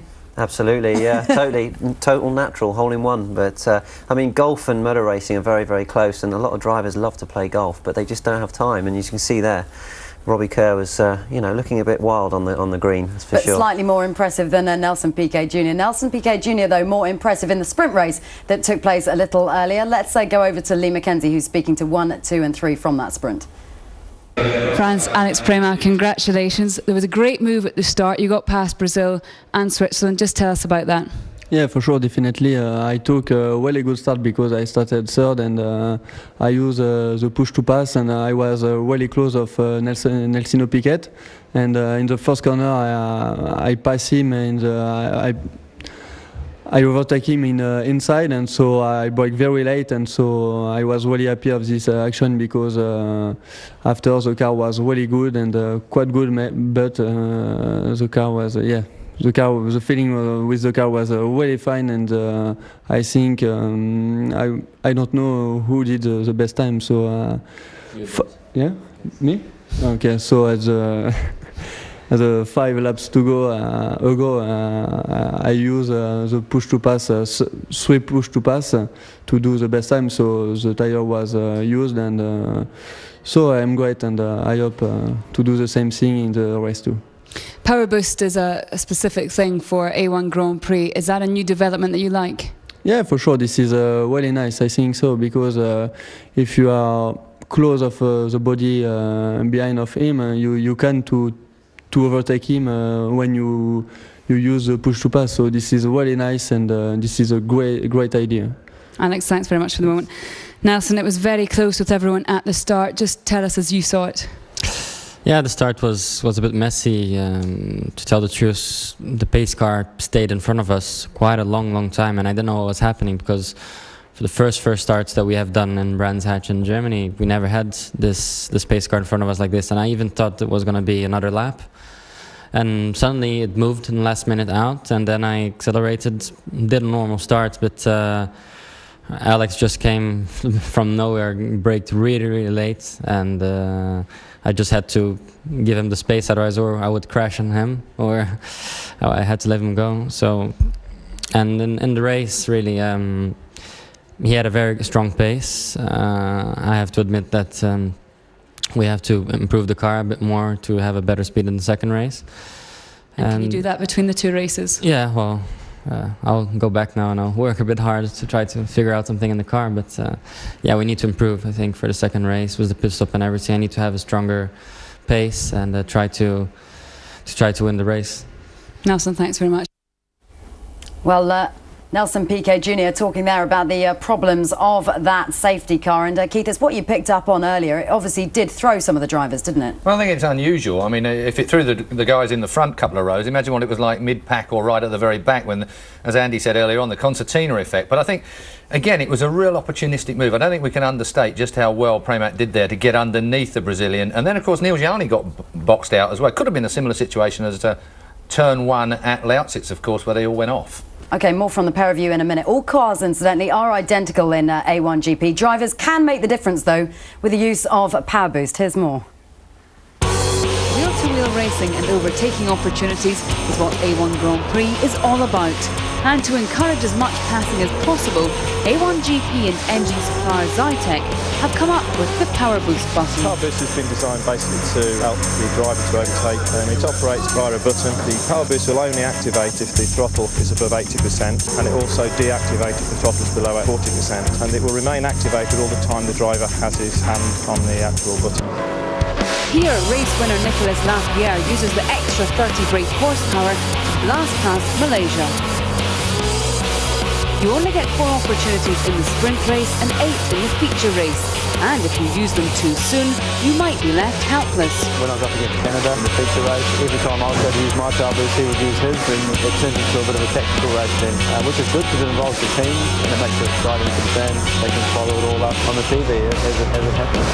New Zealand only has one Power Boost and he's using it. New Zealand is going for it, but Canada is responding with his Power Boost as well. So, to help you know when Power Boost is being used, look for the circle turning green. The number inside lets you know how many Power Boosts the driver has left. France take the lead in the feature race here. To overtake is necessary to use it. It gives you 5 or 6k more, and then you can overtake at the end of the straight line. But as well, at the end of the race, if you have 4 boosts left, and then to improve your lap time and try to do the lap record, then it's 1 point, so it's important as well. And it's not just up to the drivers. Teams are always looking for ways of using Power Boost tactically. All of the drivers have seemed very encouraged by it, and certainly they've come across and said yes, it's definitely helping us to overtake on the track. Drivers are learning the intelligent use of Power Boost can be the difference between places, points and podiums. Lee McKenzie reporting there. More reaction and analysis to come to the sprint race where France's Alexander Preymat made the difference in Estoril, Portugal. More is next.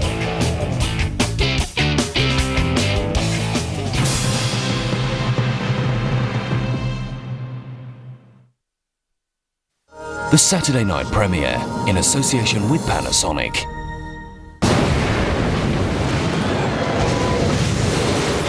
A phenomenal multi-start event. What can we do? Go to Sky Movies 3, hit the red button and choose the start time that suits you. Some people might call that pretty sensational. The day after tomorrow. Premieres Saturday at 8 on Sky Movies 1, then every 15 minutes until 10 via the red button over on Sky Movies 3. I saw it this morning at 8, coming out of town. I saw it too this morning at 8. I turned around and it was gone. I saw it southwest from here at the lake. At 8, it disappeared in the fog. Looks like there's more than one out there. The new Seat Leon, for those who believe in driving. Autoemoción.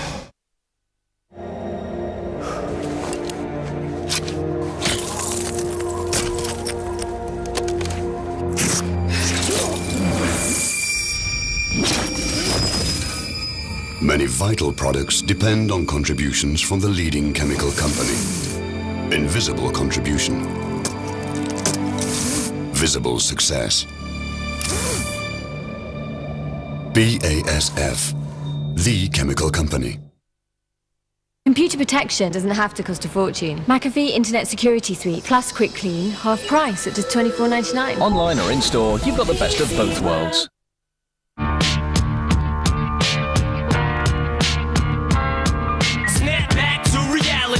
There goes gravity, oh, there goes rabbit, he choke. He's so mad, but he won't give up, daddies, he know he won't have it, but the beat goes on. Da-da-dum, you better lose yourself in the music the moment you own it, you better never let it go. You only get one shot, do not miss your chance to blow. This opportunity comes once in a lifetime, you better lose yourself. When I wanted a degree, I found a great campus and over 200 degree courses. From sport, to sciences, to performing arts, with areas to relax, and big cities nearby. So when I graduated, I had skills and experience for life. Too good to be true? It's a reality. It's Edge Hill. دیگه از من چی میخوای؟ من دوست دارم مرا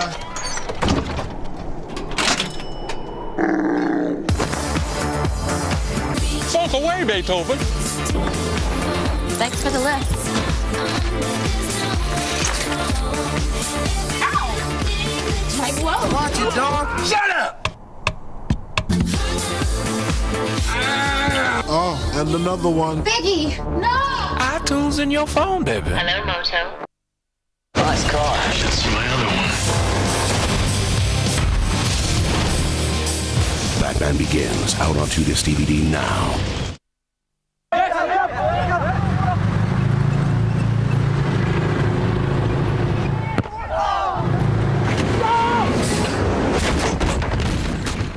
Straps ain't gonna hold the weight. You'll have to get a chain on it and get a couple of chairs. We'll be over this in no time.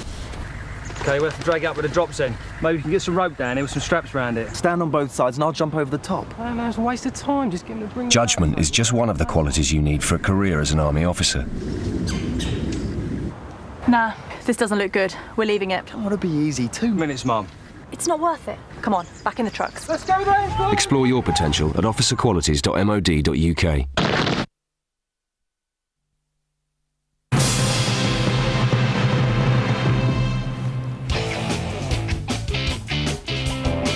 Welcome back to Estoril, Portugal, and to round 3 of the A1 Grand Prix of Nations, where Alexander Premat has taken his opportunity, and indeed the sprint race. Cars warming up now for the feature race, due to get underway shortly. Teams putting the finishing touches in place. The grid as busy as ever, so too are the garages. Team Brazil and Nelson Piquet Jr. looking to go one better in the feature, finished second in the Prix, so an impressive showing from him, but he's looking, of course, to finish first in the feature. Let's take you down there, rejoin our commentators. They've been reflecting on the sprint race.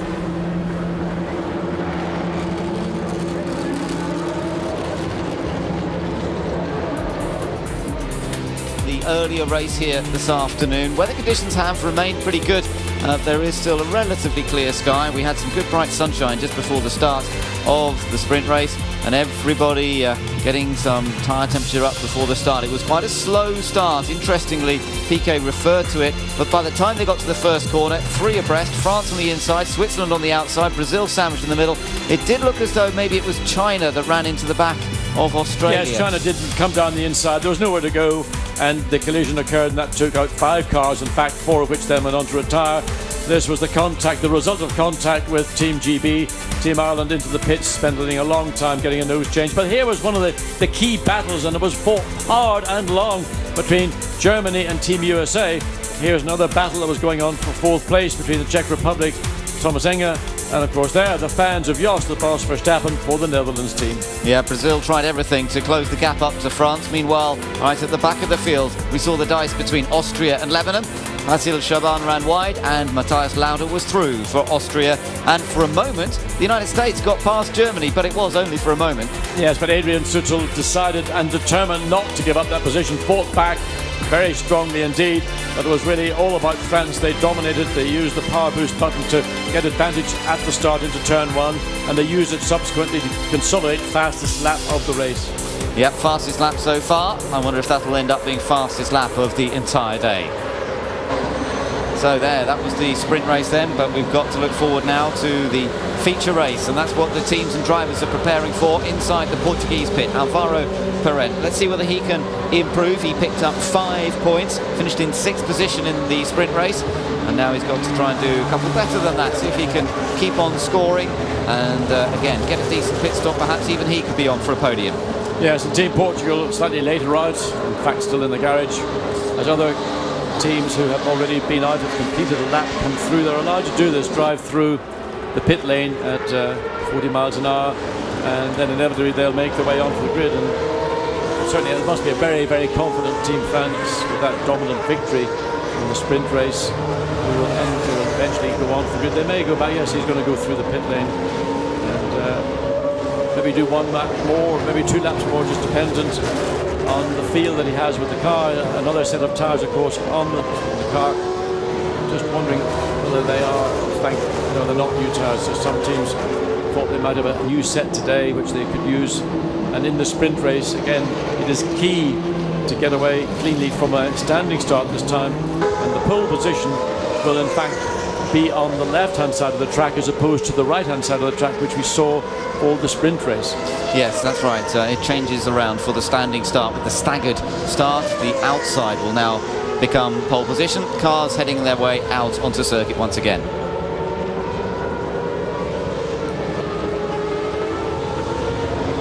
Some cars already on the grid as we prepare for the feature race. Other cars deciding to use this available time to come out onto the circuit, do a lap, a reconnaissance lap, back into the pits, maybe make the odd adjustment and then come back round again. They've got another 6 minutes or 5.5 minutes to be able to do that.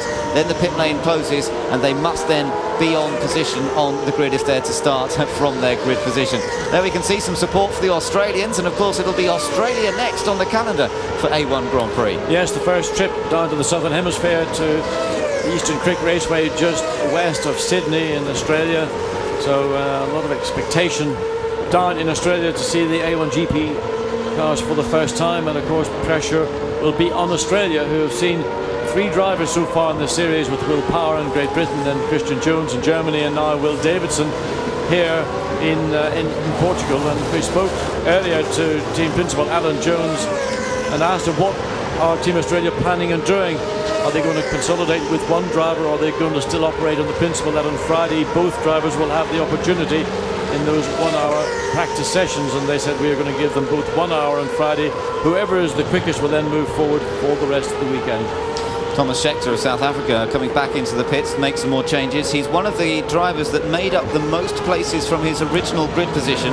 He started 16th for the sprint race and he'll start in 10th place for the feature race. So one of those to really gain from that first race. And remember, Thomas Scheckter comes from a racing background where overtaking is a major part of his motor racing package. So he saw opportunities. There was a lot of kerfuffle going on in the middle of the grid. In fact, Team New Zealand got badly held up in that original start, and South Africa was directly behind it. So Thomas Scheckter and South Africa benefited. They came down the left-hand side of the track where everybody was veering over to the right, which is the natural thing to do, and gained a lot of position.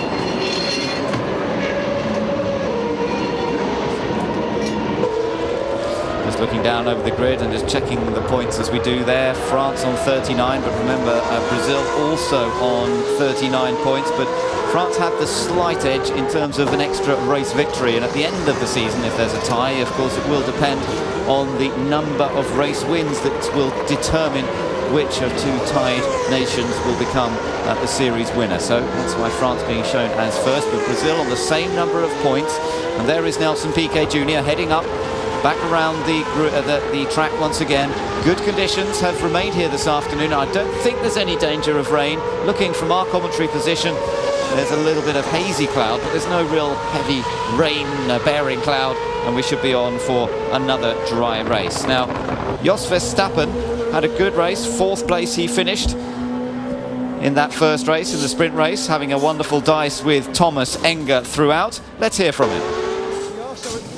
Jos, I was talking to Thomas Enger a few minutes ago, and he reckons he's going to have you in this race. Is that right? I've seen the interview, so I know what he said. And what do you think? Is he right?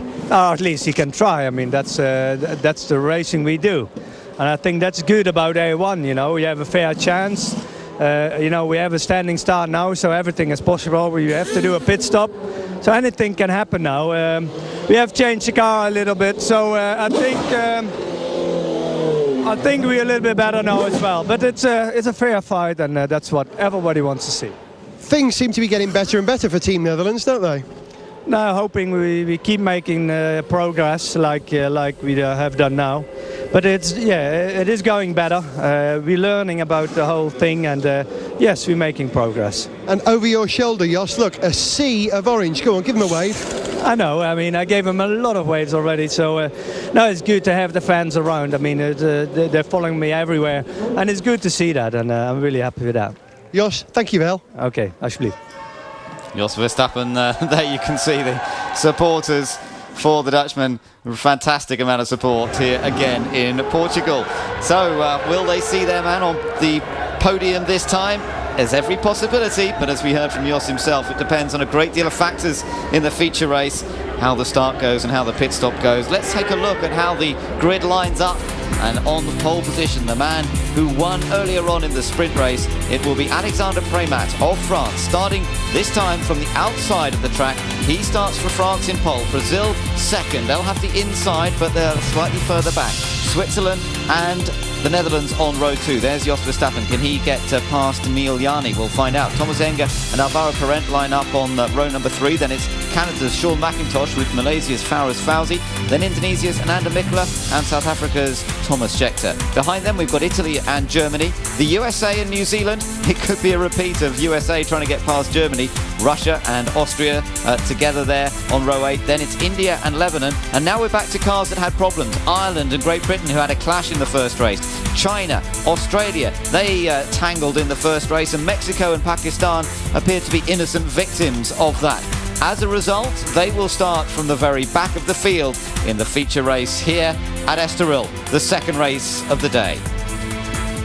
And now we're looking down on the back area of the track and the back area of the grid, where Australia will be hoping to do whatever they can from a rather poorly grid position. But as we heard from Will Davison, he's certainly up for the task, up to the challenge. We talked about the good improvements for Thomas Scheckter from 16th on the grid to 10th in that sprint race. Let's hear from his father, Jody. Jody Scheckter, here to see your son Thomas, who of course is racing for Team South Africa. He made a good move in that first race and starts in 10th this time. Yeah, he's got a good start. He's good in racing conditions, but they're battling with the car a little bit. Do you think they've any closer to sorting the problems? No, I think they're a little bit lost in it. I think they improved it a little bit for morning practice, but they seem to be lost and having a lot of oversteer problems. And what about you? You're here watching A1 Grand Prix. Are you impressed? What have you seen so far? I mean, the formula is incredible, and how they've got it organised. It's surprised me. I mean. Thanks very much, Jody. Thanks very much. Another former world champion visiting here to A1 Grand Prix, and we've seen many former world champions along with us. No Niki Lauda this weekend, but of course Emerson Fittipaldi and Nelson Piquet and Emerson Fittipaldi both here. But as we prepare for this feature race, I wonder what Switzerland can do this time. Well, maybe we can find out. Let's talk to Neil Yarni. Neil, I know there's not much time between the sprint race and the feature race, but you've been in conversation with your engineers there. Have you made any changes to the car? Well, we did some little changes. I hope that I'm a little bit quicker now. Although 3 of us were gone in the front, as I heard. But I hope that I now can win. It was a little bit unfortunate luck at the start, because I actually was already in the lead, but they just came wide and pushed me more or less out. So I hope the changes help me. The sprint race was pretty rough, and you managed to stay out of too much trouble. Are you worried for the feature race? Just do a good start, and normally half job should be done then. Neil, thank you. Thanks. Neil Yarni, who had a good result, as he said, but was also one for a win, possibly a win at Euro Speedway, John, and let's just hope they can get their pit stop sorted. Yes, I mean, we keep talking about the pit stops and the difficulties that people had in Germany 2 weekends ago. I hope we don't see that level of problem, because it did, I think, destroy the scale of the race that we were enjoying. It certainly took people that were potential winners, put them in positions, and take Piquet as an example. With a very slow pit stop, he then went back out and got involved in a battle which ended up with him retiring from the race. So if you're starting from the front and you've done all your hard work prior to the pit stops, then to have it go wrong in a pit stop, I think it unsettles the race, and it's just disappointing, obviously, for those particular teams. So France on pole. There is Brazil. They're on the inside, notice now, but they are staggered back, so France should have the advantage if they get off the line cleanly. But remember, we've also seen problems with getting off the line. 1 or 2 drivers have stalled at the start of either the formation lap or of the actual start itself, so that's something to be wary of, although hopefully they're more experienced.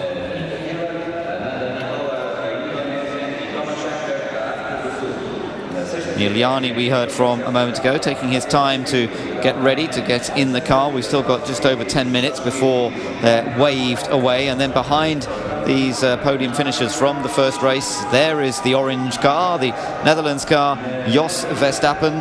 He said they'd made another couple of little changes to the car, still chasing setup, so we'll find out if it's even better.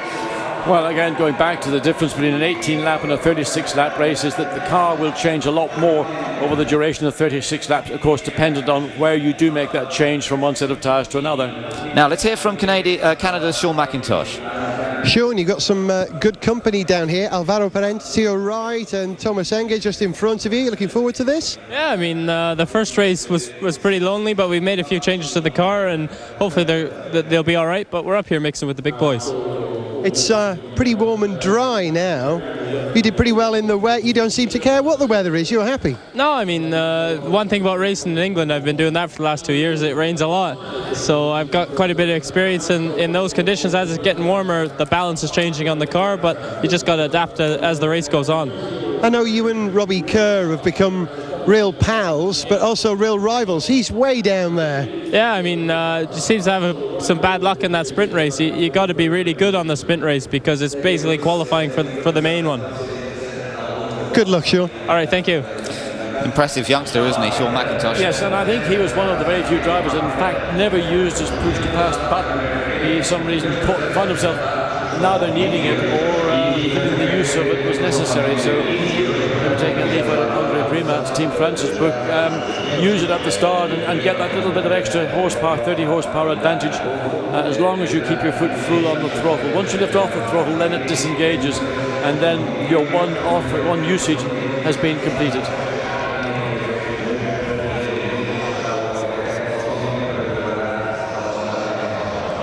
Alvaro Parente, who drives for Portugal, of course.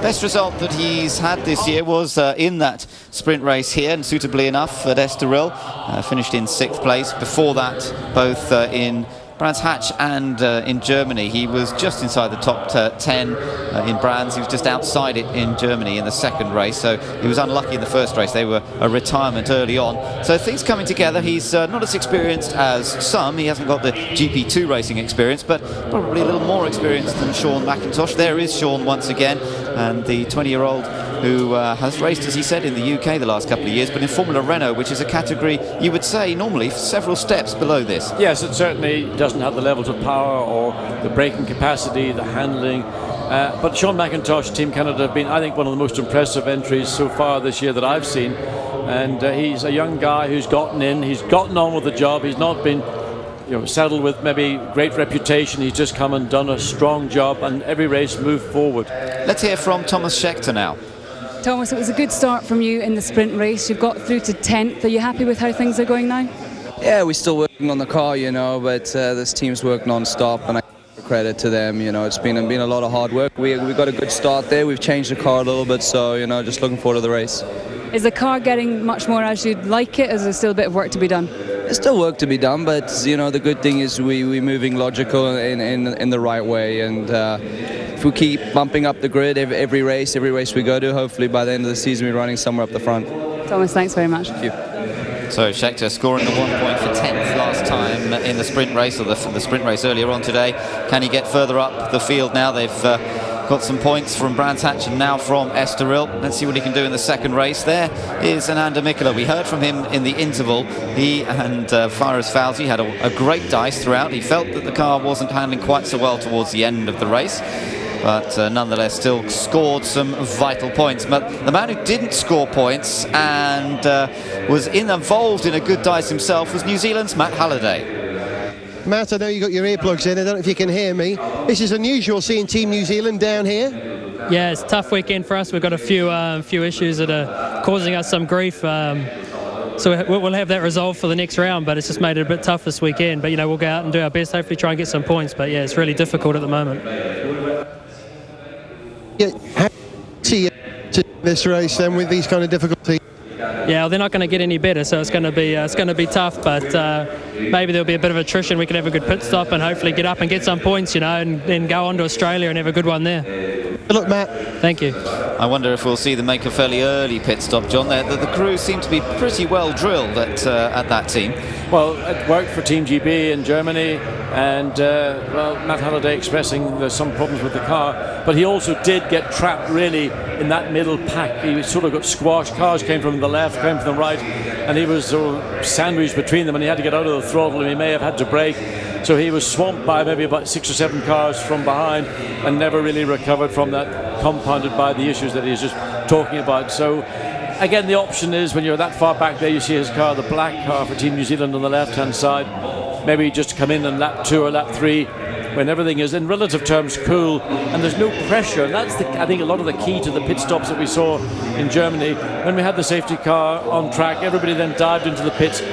Automatically the level of pressure on teams then changing their tyres with cars ahead of you, cars behind you, went up almost off the Richter scale. So by coming in early, and Team New Zealand may well do so, they could steal an advantage. Now here's the man who resolutely defended his position. It was 12th place from the United States in particular, the German entry of Adrian Sutil. First time he's been racing the car, and the Stars and Stripes men just 1 place further back. So we could see this battle rejoined between Sutil and Scott Speed. It did look as though Scott Speed had got the move done. He went for it, but from his point of view, unfortunately, Sutil fought back. But for us, it was just good entertainment. Well, that's really what A1GP is all about. It is about equality of machinery, and it is down to the man himself with the machine, the way he's developed it. And Sutil did defend, I mean, very strongly indeed. I'm not entirely convinced that his move across the track to the right of track as you would go down and then cutting back again on the entry into turn 1 was entirely within the spirit of the regulations, but he seems to have gotten away with it. He did it very, very gradually. It wasn't an aggressive move, so I think that essentially he would be allowed to get away with that one. But Scott Speed has been alerted to it, and no doubt his finger will be on the push to pass button as soon as the lights go out. Countdown to the start of the race has properly begun now. We're looking there at Matt Halliday. He's in the car, and all the drivers now, I think, are on board and being strapped in. So let's just once again confirm how they line up for this feature race. It is France that starts from pole position on the outside of the track, but with a few meters ahead advance in front of Brazil. France and Brazil, the 2 big rivals in the championship points as well. We've got Switzerland and the Netherlands right behind, and then the Czech Republic and Portugal. Alvaro Parent. How far can the Portuguese driver move up in this feature race? Canada, Malaysia, Indonesia and South Africa complete the top 10. Just outside the points at the moment, Italy, Germany, the United States and New Zealand. And the United States yet to score any points in the series. Russia and Austria close together on the grid. Then India and Lebanon. Lebanon, of course, who got beaten by Austria in that previous race. Ireland, Great Britain, China, Australia, Mexico and Pakistan all towards the rear. Keep an eye particularly perhaps on Mexico's Salvador Duran. He is starting from the back, but he's been showing good pace all weekend. He raced hard at Brands Hatch at the first meeting of the year. He could do something from there. And well, we'll see whether he can or not, but that will be his target. Now there's the Russian entry of the youngster Michael Alation, new driver, another new driver to A1 Grand Prix this weekend, and so far so good. Yes, 18 years of age now. I just looked back through his record at current age 15. He was racing Formula 3 in Russia. Maybe he's either economical with his age, or they start him awfully young in Russia. You know, pretty serious single-seater race series. Yeah, well, Russians, of course, you know, a lot of interest in motorsport, but they're yet to produce a top-class international, certainly single-seater racing driver. I mean, some quick sports car drivers, but not really in single-seaters. So an opportunity for a Russian to really make a name for himself. India, of course, Narain Karthikeyan has certainly upheld Indian motorsport honours, but this youngster, Armin Abraham, could be the future of Indian motorsport. Lebanon, first ever Arab-run single-seater international racing team, and Basil Shaban just loving his opportunity here this weekend. He's got a big smile on his face everywhere he goes. Yes, he's, I think, the happiest driver I've seen in the paddock over the entire weekend. He's got a very engaging smile and very anxious to insist that Lebanon is a wonderful country, and people please come and visit, because what you might always appear to see on news is not how it is. It's a great place, and certainly when we go to Dubai, the final round before we end up for the Christmas break, there's a very large Lebanese presence there, and asking him a bit of nice Lebanese food, is that possible? And he said anything's possible. Now Robbie Kerr for Great Britain has got a lot to do here, but remember, he's been in a worse position than this. He was further back on the grid in the feature race at Lausitz at the Euro Speedway in Germany. He knows what can be done if you get the pit stop right, and if you put in quick laps, if you get into some clear air and put in some very quick laps in the early section of the race, anything is possible. And he got himself through to second. Yes, he was helped by others having problems, but nonetheless, he does know it is possible. There is Mexico's Salvador Duran. He's taken over from David Martinez, who drove the car in Germany, but he did race at Brands Hatch and he impressed us there. Yeah, very, very strong performance indeed. One of the, I think, the highlights of the two races at Brands Hatch. Now I think it's time for the This is our last race in Europe before we head off to Australia. I hope Australia is ready for A1 Grand Prix. I'd like to say, gentlemen, for the pride of your nations, start your engines. The announcement is given by Sheikh Maktoum, and the engines are fired up. The V8 A1 Grand Prix engines fired up all the way down the grid. All 24 cars are started, and we're ready to go. Yes, we've got 1 minute now until the cars will be flagged off, and they will make this final lap until they return to the grid to form up. As we see them now, it is a standing start. We did see some problems in the standing start in round 2 in Germany. Hopefully all those have now been understood and dealt with. One of the problems, in fact, a lot of the teams had been not caring for the batteries as well as they should. These are 12-volt batteries. They need to be maintained at 12 volts at all times to ensure that the engine itself will run. It will not charge up if it's anything below those 12 volts. It's all clear. The grid is all clear. Nobody left on the grid in terms of mechanics, and away they go on the start of the formation lap. It's France that leads them away. Brazil and Switzerland, then the Netherlands. And we have got one left. We have got one left on the grid. Now, are they going to be able to get him started? We have seen India, this. Team India have been caught. I don't know whether it's a stall or whether they're trying to bump start him. Let's hope they can get him going again. We have seen this in Germany. We've seen it at Brands Hatch. Sometimes it's easy to stall the engine trying to get off the grid, but they are pushing in. There's 3 marshals trying to get that car going. I don't think it's looking very likely though.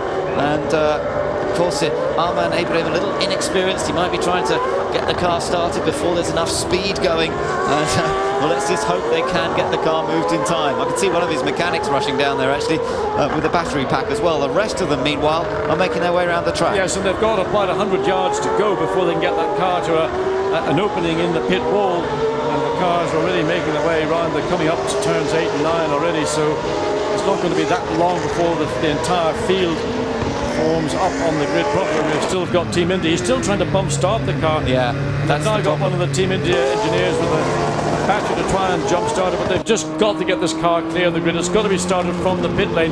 They cannot, they're leaving the car there. Well, they're going to try now and put the jump battery into it to get it started, but they must clear this car. It is wrong for the Team India engineers to try and stop the track marshals from getting the car clear of the track. The engineer's got to get off the track as well. He's standing now where he should not be. He's got to move out of the way to ensure that we have got a safe start. We don't have the start delayed. No, well, the rest of the cars are making their way round, but I think there will be enough time to get rid of that car. They are just about to push it away, and there you are. It's going to go through the hole in the pit wall here, and they've got it out of the way. Well, that is great news because it means that we won't have an aborted start. The track is clear, and we will get the cars coming around. Now, remember, it is a standing start that we'll watch this time. It is not the rolling start that we saw to initiate the sprint race. This time they've got to sit there on the grid, revs rising, and then drop the clutch. A clutch that has already perhaps had a little bit of wear and tear, but everything has run very well in the first couple of meetings. We haven't seen any major problems from that point of view, and it's France that will be trying to do it from pole. Yes, Alexander Premat, Team France, have been able to control the pace of this out lap, a quicker lap than they would have done behind the safety car for the sprint race. And the reason they want to do that is to get as much temperature into the tyres and into the brakes as possible. But he now must bunch the pack back up together as he comes out of turn 13. He's got to ensure that the grid is effectively in position really before he comes to a standstill. The least you want to do is to sit in the grid with the tail of a field straggling. They're still coming round turns 10 and 11 before they get into 12. So he's done his best, but the tail of the field has not kept up the momentum that Alexander Premat, Team France, would like. And joined in the front row of the grid, of course, by Team Brazil with Nelson Piquet Jr. At every event we've had so far in A1 Grand Prix, The driver and team that has won the sprint race has gone on to win the feature race. At Brands Hatch it was Brazil with Nelson Piquet Jr. Last time out in Germany it was France with a different driver, Nicolas Lapierre. Now Alexander Premat will try and do the same here at Estoril. He's won the sprint race, now he's going for the double. But there could be a lot happening before we get to the end of this race. There are 36 laps in this race, so double the race distance of the sprint race and an obligatory pit stop to deal with. We've also got a gap on the grid. Yes, Nelson Piquet Jr. Team Brazil is actually lined up in the front row of the grid with the car pointing to the left. He wants to get over to that part of the racetrack as quickly as possible. Here we go, and Brazil stalled and the Netherlands stalled as well. And two cars sitting on the grid. France gets away very quickly, but he's under attack from Thomas Enger. Enger tried to get down the inside. Switzerland trying to go around the outside in the first corner. And that's Portugal, in fact, because Switzerland got bunched up again. They're in fourth place, but it's the Czech Republic that's taken the lead. Wow, what a start that was. And France and Portugal battling their way down into that first corner. I think it's France that leads, Portugal in second place, but the Czech Republic were right in there. And look at Team USA trying to gain some places. Ireland on the inside, the Czechs running third. Switzerland is in fourth place, so it's Switzerland in fourth, and everyone else getting through the first couple of corners. But what disaster for both the Netherlands and Brazil. Well, the problem for Netherlands was, in fact, that Brazil stalled on the line. Netherlands were directly behind, had nowhere to go. Cars came down both sides, and that was it. Italy on the move for here, trying to get around the outside of Indonesia. Still side by side through the corner. Ireland also there. Ralph Furman trying to gain ground. Look at Portugal. Alvaro Perez side by side with race leader France, but he couldn't do anything there. And Italy and Indonesia remain their places. Furman down the inside of Germany, and Ralph Furman's got a chance to get past the German car of Adrian Sutil. Well, they look like they're really just safety car has been gone. That's why they all had slowed down. So the safety car has been sent out on track. As we now look at what's going on with Brazil, the safety car will catch up with the leading car, which of course is Team France. I'm not quite sure because there didn't appear to be any car stuck out on track. So for what reason the safety car has been deployed, we do not know. So everybody having to back off and slow down now, trying to get these cars restarted. Russia also got put in the pits there, so Russia had a problem too, but Brazil, the key one. This is real drama, because in terms of the points, Brazil and France were joint leaders coming into this race, but now Brazil in big trouble, and they may not score points at all, giving France the opportunity to open up a big lead. So Team Brazil has been fired up there. We're going to rejoin, but of course he will be a lap down on the entire field, the same with Russia.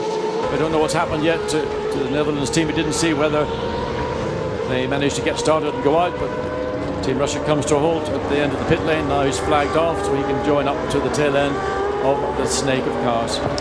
So, well, France won the start, but it was a very, very interesting start, wasn't it? Particularly, well, more than interesting, a bit frightening for the guys who were stuck behind two stalled cars. Robbie Kerr for Great Britain has come up to 15th place, so he's managed to gain some ground. New Zealand also got away pretty well. They're in 13th place. What happened to South Africa? Well, they just gained one place. They're in 9th position. And the USA, well, they ended up in 12th, so not really gained or lost anything. Well, already Alvaro Perez in Team Portugal, he used his push-to-pass button once, as has Indonesia, as has Italy. Otherwise, nobody else has appeared to, with the exception of the start again. Let's take a look, and it was Portugal that made an absolutely meteoric getaway. France had to try and cover from Switzerland, won the outside here. Watch Portugal steam down the outside using his power boost, and it worked so well. Yeah, but Walsh on the inside, as you see, the Czech Republic, it was third place at that point, and still remains third place as they come up to complete their second lap. Of course, that's under the safety car. Well, there's the view from overhead, and those guys behind did a brilliant job of avoiding the stalled cars, and there was a good start from Thomas Enger. The Czech Republic had a really good getaway. Oh, it was tight. That was very close. I mean, two cars very close to having contact, both at the front. So Thomas Enger consolidates, does a good job in third place.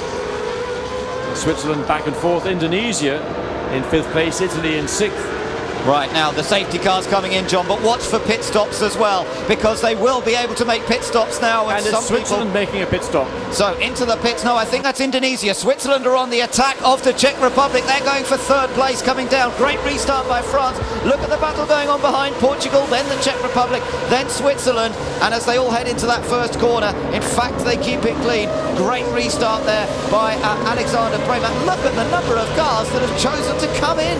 Well, this is what we thought might happen at the start of the race, but we thought it might be one or two. It's virtually half of the field. Team South Africa is one of the first. So the jacks are onto the car, the wheels are off. The problem has been getting the wheel nut back on. And how tight it is, you can see that with the garages, very, very little space between the teams. The cooperation at some teams, good job from Team South Africa. Thomas Scheckter comes out. Look at Germany just behind.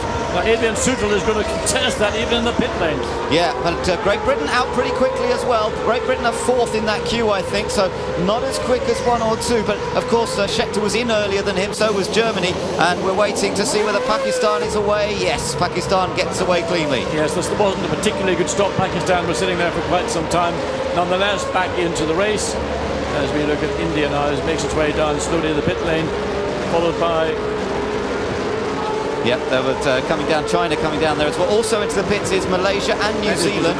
And the time that's being given is the time from when they enter pit lane to the exit of pit lane. So it's quite a long interval, but it's the time that they're from the beginning of pit lane to when they go out. Now then, the race is being led by Team France. France leads. Malaysia's got a problem, though, with their rear wheel, and this is hurting Forrest Fauzi hugely. There is our race leader. Second, Portugal. Third, the Czech Republic. Fourth is Switzerland. And Portugal has now twice used push to pass, so he clearly feels there's an advantage. Has given him second place ahead of Czech Republic. Switzerland, big mover here because of all those pit stops at the end of the lap under the safety car. Ireland up to 7th place, the USA up to 8th place. In the points for the United States then. This could be an opportunity for them to score some points. But remember, some people have made pit stops and some haven't already. And that could affect the final outcome. The Netherlands running in 12th place. Jos Verstappen hasn't been in for his tyre change stop. He had to... The car was pushed into the pit lane, obviously, and he was restarted from the pit lane after stalling on the grid. But it's France that leads. Portugal, a superb start to move up into second, and then the Czech Republic in third. There are the race leaders then. And these guys will probably leave it quite a lot longer before they make their pit stop. I wonder what Brazil will do. Brazil is up there, but of course a lap down. He's up amongst these cars, but he started from pit lane. He may choose to come into the pits earlier. Yes, I mean, there's not an awful lot that Team Brazil can do in the circumstances that they're in. They're caught in a bunch of cars which are running at a pace. He's got the potential, I think, to run quicker than those cars, but he can do little about it. Robbie Kerr for Great Britain having a little look at getting past the Indonesian car of Ananda Mikula. He's got the Mexican car right behind him. Mexico runs a bit wide there, and Robbie Kerr's at the inside. Ooh, careful. That was the corner he went off with a puncture in the last lap, but on last race, but he survives the moment. Well, the key was that Mikula, Team Indonesia, saw what Kerr was doing. He gave him room. He allowed him the opportunity, not enough to get past, but enough room to work. And that's intelligent. Now Robbie Kerr dives down the inside. Is there room or not? Is there contact? Mikula goes around the outside, maintains the position, and forces Robbie Kerr to hold back. Good racing. They're allowing each other space. As you say, is he going to have a go here? This is over 15th place at the moment. But what Robbie Kerr needs is to get into clean air. Unless he gets past Indonesia quickly, his race will be over effectively in terms of moving up the order like he did last time in Germany. He's got to get in clear air, and that means getting past Indonesia. And the only place he's going to have a realistic and safe chance to do it is when he comes out of this little S's, turns 11 and 12, and now into turn 13. He's got to get himself positioned. He's already used push to pass once. I'm sure he's going to start thinking about using it very shortly. The gap, you can see, that's the view from on board. It's got to be a couple of 4 or 5 car lengths. So coming down power this push button, comes down, closes up, but not clear enough to catch. Yeah, down towards the first corner. He didn't use the power boost. You see the little discs remaining blank. They didn't go green. So power boost stays off for the moment. Maybe he's saving it up till later. They have 8 opportunities to use it in this feature race. Now then, Our race leader is still France, and Alexander Preymat has opened up a 2-second advantage. Further back, we can see that Malaysia is coming under pressure here and is about to be passed. They did have a very slow pit stop, and into the pits comes Brazil. Yeah, I think that's a smart move for Brazil to get out of this battle that's going on. They're out of position on track, although in terms of overall position. The Czech Republic passing Malaysia, and look down, Neil Johnny, Team Switzerland also trying to get involved in the act. Yes, Malaysia trying to keep out of trouble here. Switzerland currently running in 4th place. Czech Republic is 3rd, but we did see Nelson Piquet Jr. heading towards the pit lane as we thought. He's getting himself out of this group and trying to find some clear air. Yeah, Malaysia really shouldn't be in this race because they're actually running in 24th and last position, yet they're involving a battle that's going on between Czech Republic, Switzerland and Italy. Doesn't look as though it's a trouble throw. Maybe it's okay for Brazil. I've just watched Nelson Piquet. He's accelerating out of pit lane now. So that was a pretty good stop by Brazil, and he's back on his way. And I think he's got some good clear air. I think Brazil have thought about that, and they've got Piquet back out in a section of track where there are no other cars. But this is Piquet Jr. Team Brazil leaving the pit lane into the circuit again. But there's the battle that's going on, and the Team Malaysia are right involved in that battle for 3rd, 4th and 5th place. And look, Great Britain's got past Indonesia. In the meantime, that's exactly what Robbie Kerr needed to do from his point of view. Fernando Michelin, well, of course, he's lost that place, but if he can try and tag onto the back of the British entry, that might drag him up the order as well.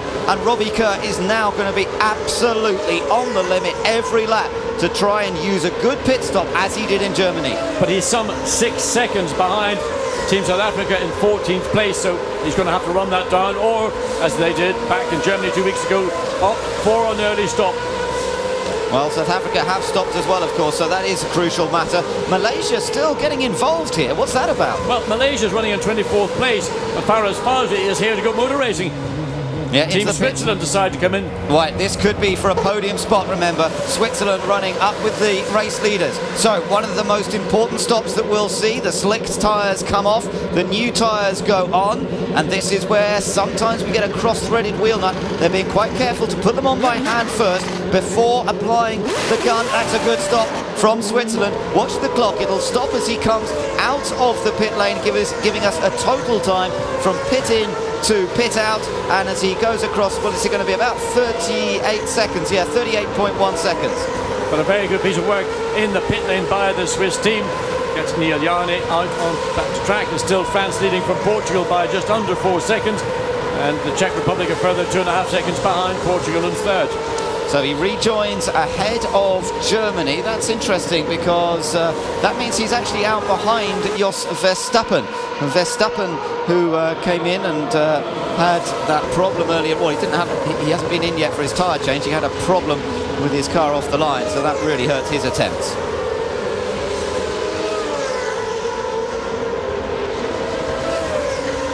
Race leader is France from Portugal in 2nd place, but France opening up that advantage. It's up to 4.7 seconds now. That's what France wants.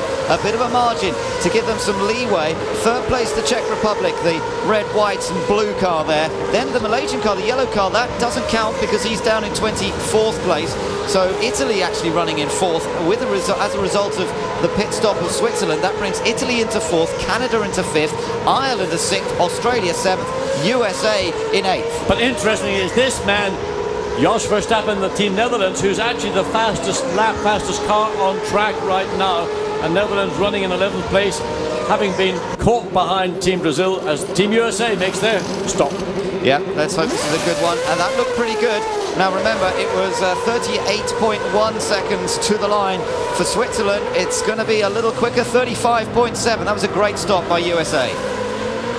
So we go on board with Team Italy around turn 6, running in 4th place.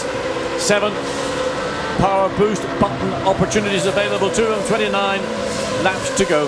Now we gather there's going to be a drive-through penalty for Italy. So it must have been some sort of pit infringement when he made, well, he hasn't made his pit stop yet. So that's interesting. Italy have picked up a penalty, and apparently he jumped the start. So that's the reason that he's going to be brought into the pits. So also the frustration of having to run behind a car which is actually running last on track. That's Team Malaysia. So Italy will drive in and have their penalty. As we go back to the race leader, Team France once again. Just driving up, I mean, just different race.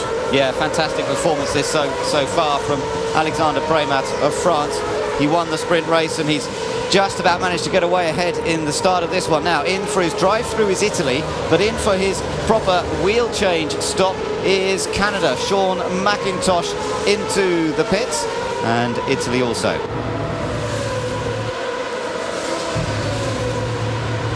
So Italy having to come through on this speed limit before he can release the button and head down the pit lane, and he still has to do his tyre change stop, so that's really going to hurt the Italians, but they still could score some points here today. Yes, and in the meantime, Canada doing their pit stop. It's not going to be as good a pit stop as we've seen from others. In the meantime, Ireland as a beneficiary, has a problem on that left front.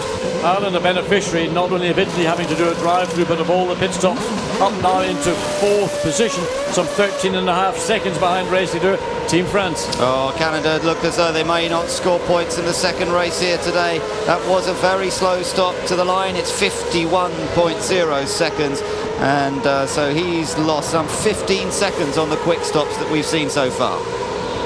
Out in front, it is France with Alexander Premat at the wheel. His advantage is growing every lap, up to 5.7 seconds now.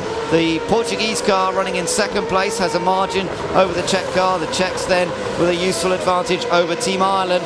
For France, things are looking good. Nicolas Lapierre, who took the double last time out in Germany, watching his colleague here, Alexander Premat, again extending that lead. Yes, it's held around about 6.3, 6.2 seconds.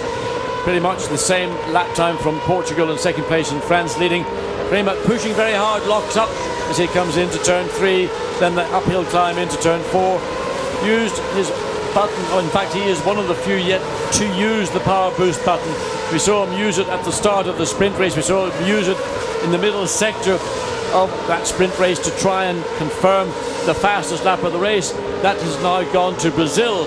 Piquet Jr. at 1:31.436. That is by far the quickest race lap over the sprint or feature race we've seen today. Now riding on board here with Sean McIntosh of Canada. He's had that long stop, and now he finds himself in behind the Mexican car that's running in 16th place. So, well, he's dropped well down the order from where he was and comfortably inside the top 10. Oh, a bit of a mistake there from Duran ahead of him. So this is a chance for Team GB to get up Team behind. Canada. So can he make a move? Can he drive down the inside? He will look to the yes, no. Both of them using the power boost. You see the old green lights flashing away there, and both were going for it on the power boost button there. This was as they headed up onto the straight. Ooh, it was a bit of a lock up from Canada, from Sean McIntosh. But he couldn't get any closer. I mean, he had to lock up. He was well placed, but of course when you get so close entering the corner, you're going to lose a little bit of downforce initially into that long right-hand corner. So Portugal has just used its power boost again. That's interesting. They're still running in second place, but Alvaro Parent deciding to use it again as we're riding on board with Canada, and Canada versus Mexico for 16th position outside the points, but it's a feisty little battle that's going on here between Salvador Duran for Mexico and Sean McIntosh for Canada. No doubt fired up after that rather slow pit stop that's put him back in this position. Oh, he's hit the back of Mexico! Oh, what a shame. Team New Zealand just managed to squeeze behind Mexico as they were rolling backwards. Now we've got a car basically straddling 90 degrees to the flow of traffic. There will be waved yellow flags. It's a question of whether Duran will be able to do anything about that, or is it race over for Mexico? And a nerf from the back. Doesn't look to be much damage to the nose of the front wing of Team Canada as a consequence of that. It may not have been a heavy impact, but sufficient to spin Mexico round, I would say, now out of the race. Let's see what happened here, John. Down into the right-hander. He was down the inside and just nerfed that rear wheel of Mexico's car, Salvador Duran. As you say, New Zealand only just finding space on the outside. Yes, I mean, look, you can see how far offline Mexico were going into the corner, but that will be adjudged, in my view, as to be an avoidable incident, and I don't doubt there will be a penalty for Sean McIntosh for making contact unnecessarily, and there's the car still stationary as they come out of turn 6. So France, Portugal, the Czech Republic, and then Ireland. Ireland have yet to make their pit stop. None of the front group, of course, have made their stops yet. Australia up to 5th, Austria 6th, the Netherlands 7th, Lebanon 8th, Italy 9th, and Switzerland 10th. So the first of the stoppers is in fact Switzerland. Switzerland is the first car that has made its pit stop. USA is the second car that's already made a pit stop. Then it's Germany, South Africa, Great Britain and Indonesia. So here's going to be an interesting battle. Team GBR. Oh, and look how close that car is to the racetrack. Although it's off it, but it's not. In my opinion, that's a car that could be better placed by being moved away from there. Team GBR behind Team South Africa. And they've got pressure coming from Indonesia behind Team GBR. Yeah, and now Thomas Scheckter in the South African car, busy trying to defend his position from Robbie Kerr in the British car. Out of the final centre curve they come. This is where power boost might be applied. Yeah, Robbie Kerr's going for it. So is the Indonesian car right behind. But no power boost being used by the South African car, interestingly. And then Nicola looks to pick up the slipstream. Gets the slipstream, gets alongside, dives down the inside and spins, and Robbie Kerr gets through. So while all this is going on, Team GBR effect a super little move, and wrong foot Team South Africa. Clever move that from Great Britain, because he saw Nicola was totally overcommitted. He let him go through. Scheckter also saw it, but in the meantime, Great Britain was down the inside of the South African car and taking the place. So that's put Great Britain into 13th position. Team Malaysia is still running ahead of a car which is running in fact now in third place. That's Team Ireland. Nicola running at a lap time which is actually identical to the leaders' first three places. Yeah, the leaders still to make their stops. There is the Indonesian car then being pushed to a place of safety. But Robbie Kerr for Great Britain has moved up to 14th place, and 13th position now, and Germany is his next target. Germany has made a pit stop, but remember, Germany can be pretty hard to get past. Second place man is in the pits. That is Portugal. Now, oh no, what has he done? Alvaro Parent has lost the engine. He's got to wait for it to be restarted. It was looking like a pretty quick stop until that point. The mechanics did a great job, but unfortunately he stalled it. It could be the end of his hopes of a decent result. In the meantime, Germany all on his own comes down to that. And I gather the safety car's been called, John. Now this is going to bring a flurry of pit stops coming up, surely. Well, obviously those cars that have yet to make their pit stops, and those include the first three, France, Czech Republic and Ireland, are going to use, they've got to use it. If they don't use it now, then it's all over. So the safety car is on circuit, and New Zealand, I think, will be the first car to come up behind the safety car, but we know that it's France that is currently leading this race, remember. Surely we're going to see a flurry of activity in the pit lane, and I'm already seeing cars heading in. Portugal coming out. Team Portugal come out as the marshals say he's got to stop. The car being pushed across the exit of the pit lane. That was not something that I'd like to see happen. France is in. France is in, yep. So France taking this opportunity to make its pit stop. This is what they have to do with the safety car out. This has worked very well for Team France. They should be in good shape, and they've got a good stop. They're away. France out already. What a quick stop. Let's get the total time as well. The Czech Republic also. Oh, he stalled it. Oh, no. It's been stuck.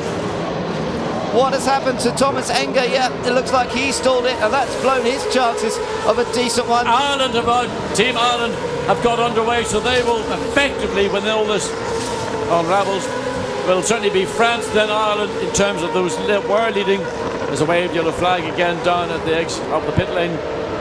Well, what a drama indeed we're watching here. Malaysia in as well, the Netherlands of course, because Jos Verstappen had that problem earlier, but he's on his way again. 38.0 from France, pretty quick. The best we've seen is 35.7 from the United States, 37.8 for the Netherlands. That was a great stop as well.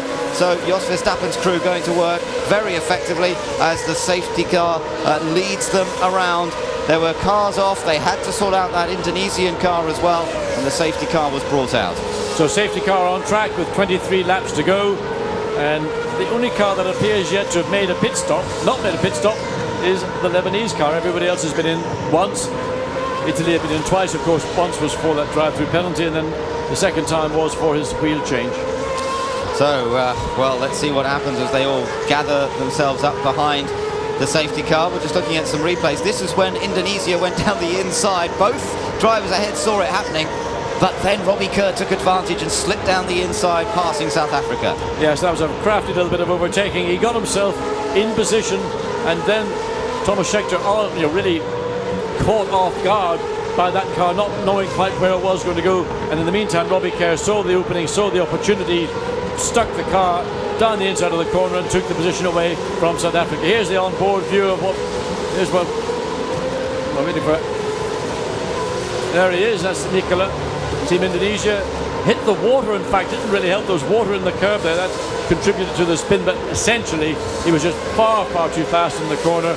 Well read by Team GBR and Robbie Kerr. Lebanon in for their pit stop as well, then tyre change being made. We're still under safety car conditions, remember, and they'll be hoping to get him out as quickly as possible. The French car is the leader, but we've got other cars stacked up behind the safety car currently. Well, one of those is Team USA, who have leapfrogged across due to good pit stop work to get into third place. They're just behind Switzerland, with France still in the lead. Lebanon are shown as fourth, but that's going to change because they've just come in for the pit stop and are making their way back out. And in reality, fourth place will be Ireland, Germany fifth, and the Czech Republic should be sixth. That's right, and a good stop there from the Lebanon team. So they've got him back en route, but that drops him down the order, of course. France is still our race leader, and they'll be waved through to get the teams into an order where we have France behind the safety car. But they'll wait until everyone's sorted out, coming in from the pits and back out to get onto the circuit, I should think, before we do that.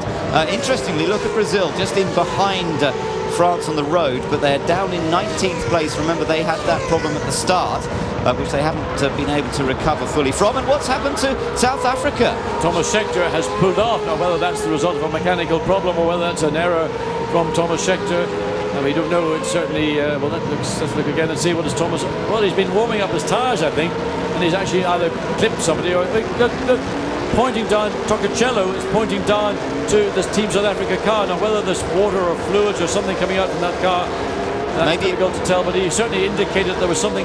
Hard to tell whether there was water or not. Something was coming from the Team South Africa car. Team Italy, Tocacello pointed to Thomas Scheckter, and then Scheckter pulled straight off.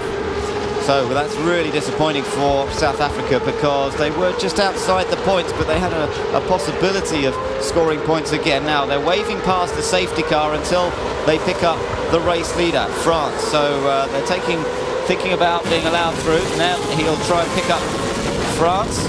Brazil is the next man on the road, but Brazil is way down because they're a lap down. That means that Switzerland is second and the United States is third. Ireland is fourth.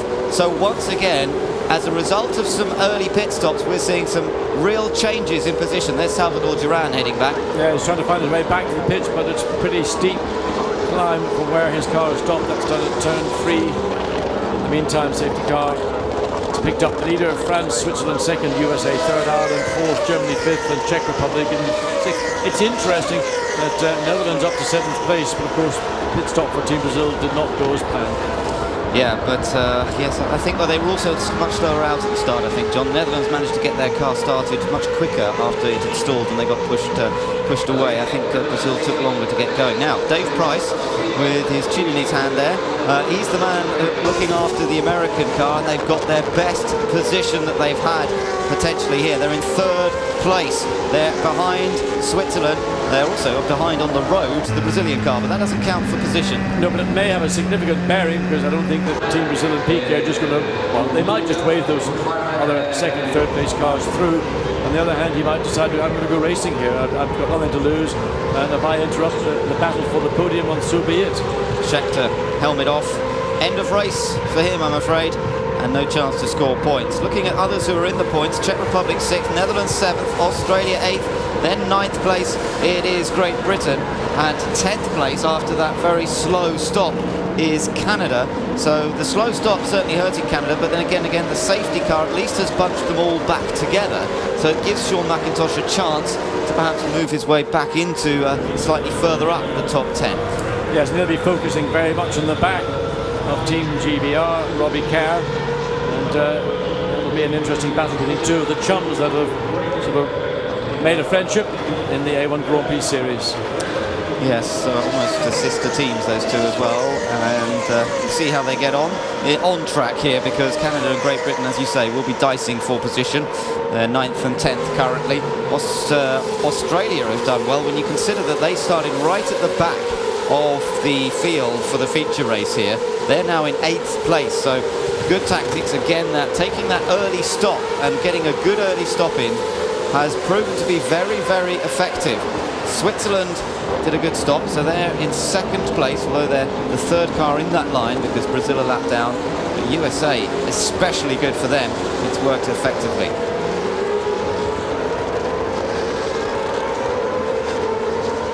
Rest of them making their way through the first corner. We had a quick glimpse of the Russian car coming through. He's running in 20th. He's a lap down, sadly. But nonetheless, hopefully going in for another finish here. And how many cars have we got? We've got 20 cars still running. We've lost 4 cars, I think, from... No, Malaysia's still running, actually, although they're 21st and they've lost a couple of laps. They are still running. So we've lost South Africa, Indonesia and Mexico from the race. Just the 3 cars out so far. The safety car lights are still flashing as they come down into this long turn 6, and there's always a concern when you've got a long period of safety car on track, the problem of tyres, temperature, tyre pressure, brake temperature, and then of course when the safety car is taken back off track, then there's the dash down to turn 1 with cold tyres, cold brakes, and it needs temperance. It needs thinking about, yeah. We've seen problems already at that first corner here today with some activity. But mostly they've been pretty sensible, I must admit. Not too many dramas. We're out on that. The lights are going to be going out now on the safety car. It will be coming in at the end of this lap and we'll be going racing once again. So France will determine the pace, dictate the pace of the restart, still to use all of his power boosts. That's interesting. He still has 8 power boosts available to him as Alexander Premat. Switzerland has used a couple, but Switzerland has got caught up behind Brazil, who is a lap down. Let's see what happens at the restart. Remember, the United States running right behind Switzerland in 3rd, and then it's Ireland, and then behind them Germany, Czech Republic and the Netherlands. Away we go. Look at the numbers that are using the power boost. Away we go. France on the attack straight away. Brazil's in there, but Switzerland, USA and Germany coming to the outside, and the Netherlands running wide. Netherlands getting into big trouble, but Jos Verstappen just managed to recover it. Well, the action continues. Brazil have actually gone ahead, interestingly, but look at the United States trying to attack Switzerland. In the meantime, Brazil is all way and running it. They're going to have a race now without interference from Team Brazil. They can probably run at a pace. This is a battle. USA and Germany again locked in battle. They locked themselves virtually for the entire sprint race, side by side through turn 5, side by side all the way down into turn 6. But this time it's Team USA that are in the inside. Team Germany forced wide out. Oh! Netherlands up and over the back of Team Germany and out of the race. Verstappen into the gravel. He takes a flying lesson right over the back there. Oh, what a shame it is for him. Look at the battle going on further back. Great Britain and Canada. We said they would be close, and they are once again. But the Netherlands looks as though their race completely gone. Germany as well. They ran over the back of the German car as Germany was trying to get the place back from the USA. Yes, and at the same time, Team Netherlands saw there was an opportunity to dive down the inside. A misjudgment from Jos Verstappen resulted in Germany's out, and Holland flies into the gravel. Guess what? The safety car's on track again. Surprise, surprise. We're going to have to see them behind the safety car again because we've got a couple of cars off, and the restart has caused a few problems. Look at them racing to the line. They can race to the line, but then once they get to the line, they've got to settle down and slow down behind the safety car, and they've got to be careful not to all be approaching it too quick. There's a couple of cars still travelling very quickly in the background. New Zealand had to slam the brakes on pretty hard there, but I think by now everyone should be aware the safety car is on circuit. Well, a little flurry of activity, principally with Team Netherlands and Team Germany getting together in turn 6, and that was due to USA being very, very assertive. There you can see, oh look, there was no chance. That was just, he was far too quick, and he was also in battle with Team Ireland at the same time. So Jos Verstappen bounces his way into the gravel trap, and Adrian Sutil and Team Germany facing traffic coming towards him, Italy having to go the long way round. Well, he got air under the car, he did get airborne, and well, Jos Verstappen, the most experienced driver here in the field, makes it a very bumpy ride into retirement. Well, dramatic stuff indeed for Jos Verstappen. Look at the height that he got. But there was room in the inside. Adrian Sutil, Team Germany, had left a gap there. Jos Verstappen read it, he just didn't get it right. He just carried too much speed in, didn't he? Just going that little bit too quickly. Look at the onboard from just behind them. See ahead the orange car, watch it as it goes up over the back of the German car. Wow, that was impressive view from behind. And there was the spinning German car as a result. So Jos is back into the pits and will not hang around very long. He'll feel, was I too impetuous or was it just a racing incident? Impetuosity is the description I would give it. Oh, what a shame for Verstappen. He is normally a very good racer, but I think he was a little, should we say, overcommitted into that one. It was tight though, as you say. He was racing hard with Ireland because I think they were pretty much side by side out of the previous corner. Look, the Dutch fans, they're stunned. Now they realise they're on television. They see the screens are on the racetrack, but nonetheless they will be probably the most disappointed of any fan that will be here in Portugal today. There is the damage. The car was able to be driven back by Dutchman Jos Verstappen, and well, the look on his face I think tells his emotion. Tells the story. What a pity. Well, that's changed things a bit because we've lost two cars that were running quite well up. It means that Australia is now 6th, Great Britain is now 7th, Canada is 8th, Austria is in 9th, and Italy is in 10th place. We've seen Jos Verstappen. He's back in the pit lane already. Let's go and hear from him, see what happened. Jos, just tell us what happened out there. And I misbraked myself. I tried to overtake well on the outside. Just braked a little bit too late. I lost the grip and I think I touched Germany as well. So I'm sorry for them. But with the start I stole the car. With the lights it was very strange. They came on for only 1 second and then they were out. So a lot of people missed the start. And then you try to make up, to try to gain as many places as you can. And things like this happen. Well, the honest man there, he was interesting that he was still trying to stay ahead of Ireland, which is what we thought. Yes, we saw the battle between the two nations coming into the corner. To say he thinks he touched Germany is probably a touch of an understatement. He hit him on muddy walk on the left rear wheel and spun him into retirement as well. But at least he stuck his hand up and said, it was all my fault, I did it wrong. And Adrian Sutil there walking back to the pits as well, no doubt disappointed, having raced very hard indeed in the sprint race and was doing so again here in the feature race, all around Team USA. Mexico's Salvador Duran has made it back after his little hiking expedition to get back from where he was, stranded on the circuit. France lead from Switzerland, USA and Ireland. And currently it is the Brazilian car of Nelson Piquet that is now behind the safety car. No, but not anymore, he's not. Now, he's been able to gain the lap back. Yes, and that's the key to where Nelson Piquet is. Not that he anticipated another safety car situation, but by being able to get ahead of race leader France, if the safety car was deployed again, therefore he could on-lap, in effect on-lap him as the safety car lights go out, and safety car in, and it's a restart. Here we go then, we're back to racing and the power boost buttons are being used. France under attack from Switzerland. Switzerland goes to the inside. Ireland's in there as well. Ireland trying to gain a position, but France using the power boost very effectively, staying in front as Switzerland tries to go around the outside. Ireland's come up into 3rd position and USA has been squeezed down to 5th. He's lost 2 places as Scott speed.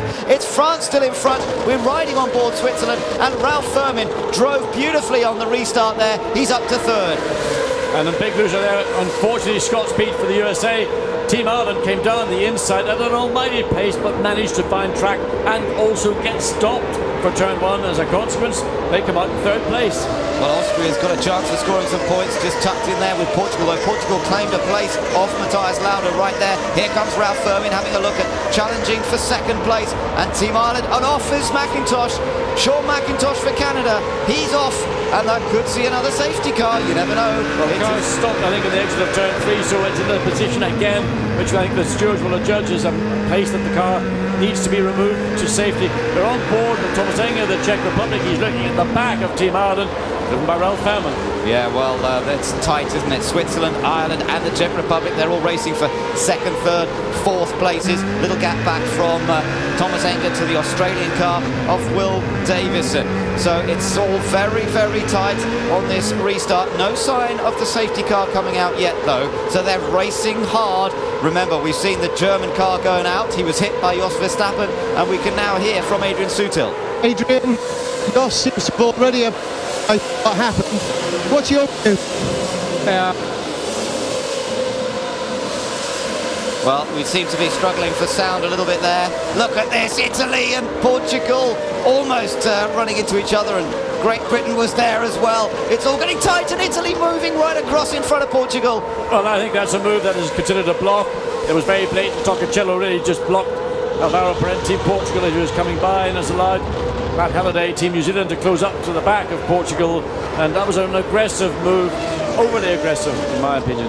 Yeah, well, it's looking pretty hard racing up there at the moment. France is still leading. We're back on board with Portugal, and it's Italy that he's trying to get past. Portugal up to 9th place now. Italy currently running in 8th, and Tocacello was very aggressive in his defence, but he turns in very late. I'm not sure whether he has actually made it through the corner safely. Did he get out again? Yes, he did.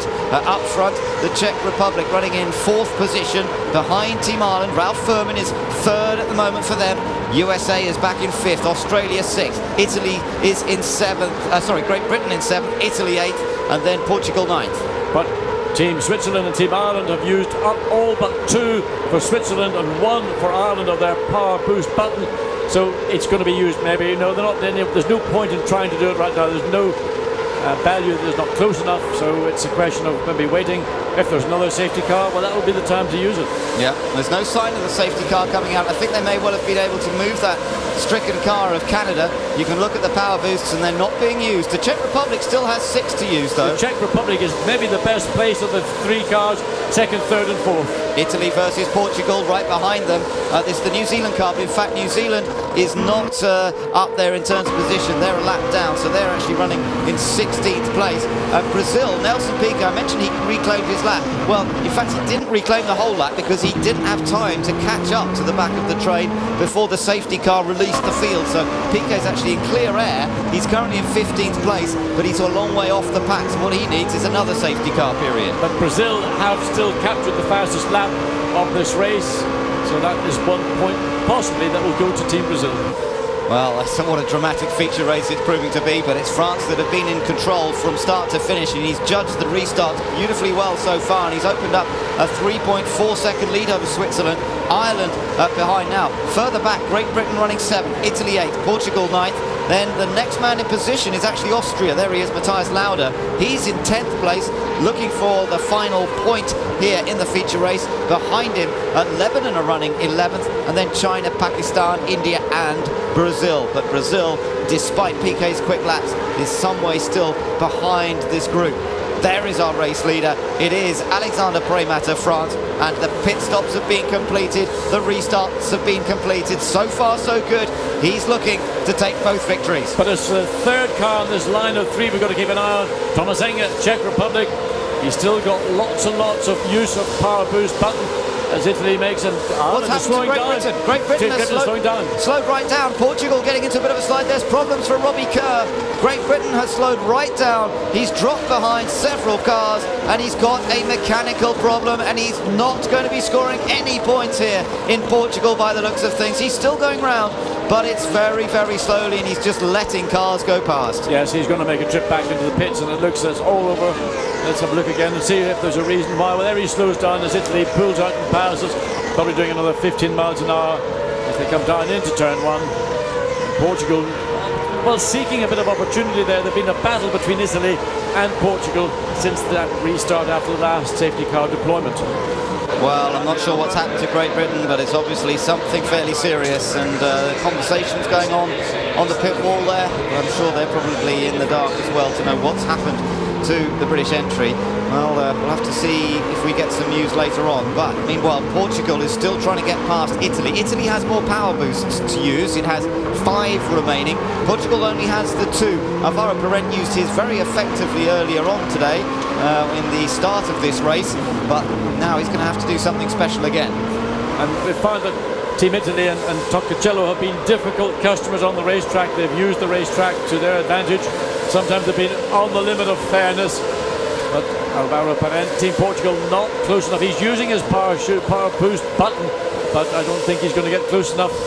He's going to try and look down the inside. He's coming up. Yes, he has. He's got to go. He's got to go. Portugal down the inside, and he takes Italy. That was a good move, and he came from a long way back. I think the trouble was that we didn't know whether Italy was going to contest it or not. It looked as if even Portugal weren't quite sure. Well, I've got myself in position. Have I got the position, or is he going to cut right across the front of me and potentially have a collision? He's got to get away now quickly on the twisty section because Italy has more power boosts to use. So he's got to make sure he's got enough of an advantage before they come back onto the main straight. Otherwise, Italy might be able to come back at him with a power boost himself. Well, that's one to watch.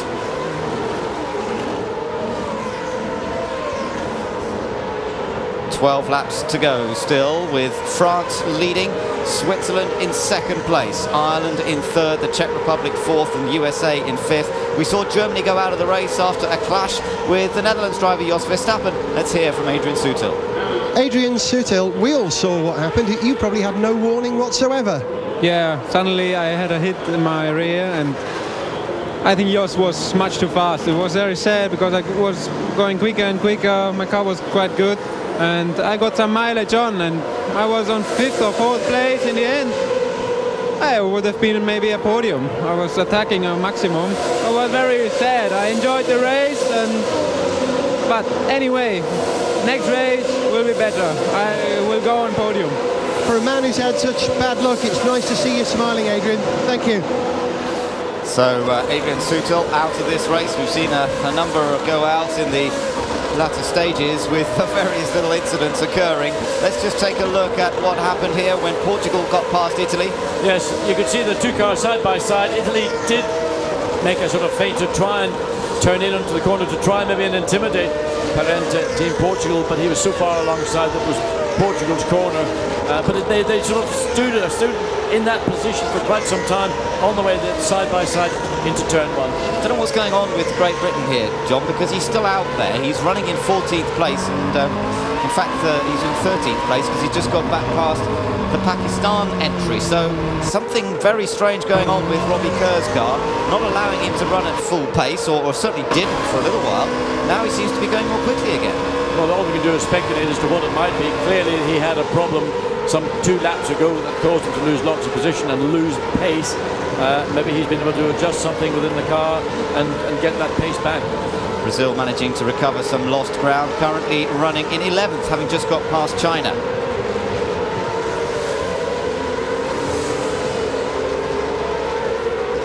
So Nelson Piquet trying to set as quick laps as possible here. If he can get past Lebanon, he'll get at least 1 point out of this. Yes, but at the minute France has regained that fastest lap, certainly in this race, and Nelson Piquet Jr., Team Brazil, who are looking to try and get maximum score, even if it's just 1 point for a fastest lap, to consolidate what has turned into a disastrous feature race here in Estoril.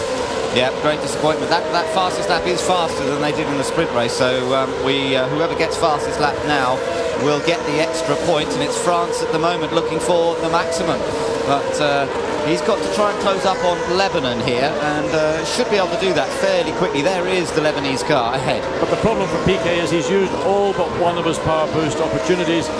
So in trying to capture fastest lap as well as make up places, he's done that successfully, but he still has got to find that opportunity to get the fastest lap, to get that extra point. I've just heard some bad news over the race director radio. Czech Republic is going to get a drive-through penalty for an infringement, pit lane speed limit infringement, and that means that he was going a bit too quick in the pit lane, and the Czech Republic, which is currently running 4th, is going to lose out there, I'm afraid. They're running in 4th place, but they've got a drive-through penalty. Meanwhile, Brazil challenging for 10th place. Let's hear what's been going on for Team Great Britain. Rick, you're the man who probably knows what's going on. Robbie's speed on the circuit seems to be varying wildly. What's the problem? Robbie came on the radio and said he'd got a problem with the gearbox and he couldn't select gear. We tried a couple of things and it seems to have fixed it, but I don't know whether it'll last or not. So what can you do? Just reset it? Well, we reset it, reset the ECU. So, but I don't know whether that's what the problem was or not, but it seems to have fixed it for the short term. Well, keep us posted. Sorry? Keep us posted on how it develops. Okay. Right, Brazil have taken that place now. Brazil just nipping past Lebanon into turn number 1, and at least that's 1 point on the board, John. Yes, it is a lot of hard work, and Shaban did a good job, but inevitably just sheer speed off the corner, turn 13. So Nelson Piquet Jr. and Team Brazil sweep past. So we're now into the points as opposed to looking for a fastest lap, which France still retain at 1 minute 31.106. And when running in traffic, it's going to be very difficult. Team Australia been caught here by Portugal, haven't they? Look at Perret. He's having got past Italy. He is now flying, and he's caught very much up to the back of the Australian car. The next target for Brazil, by the way, is Austria. It's not the Russian car that you saw on track ahead of them. The problem for Alvaro Perret is that he's used up all the power boost he had available, the 8 shots of that in this race, whereas Australia has still got 3, so if they need to defend, they've got the option to use that button and defend into turn 1. Well, let's see what happens here as they come onto the straight. Power boost being used by Australia, no great surprise, and of course Portugal can't respond. They've used all of them, but Australia only have so many left. There's only a couple left. Yeah, but they use them to defend. As Alvaro Perret closes right up, almost overruns the back of Team Australia into turn 1, as Thomas Enger and the Czech Republic are now falling down the positions as they leave pit lane. Careful not to, once again, 60 kilometers per hour, just over 42 miles an hour, as we look from Team GBR's position. Oh, what a pity for Thomas Enger.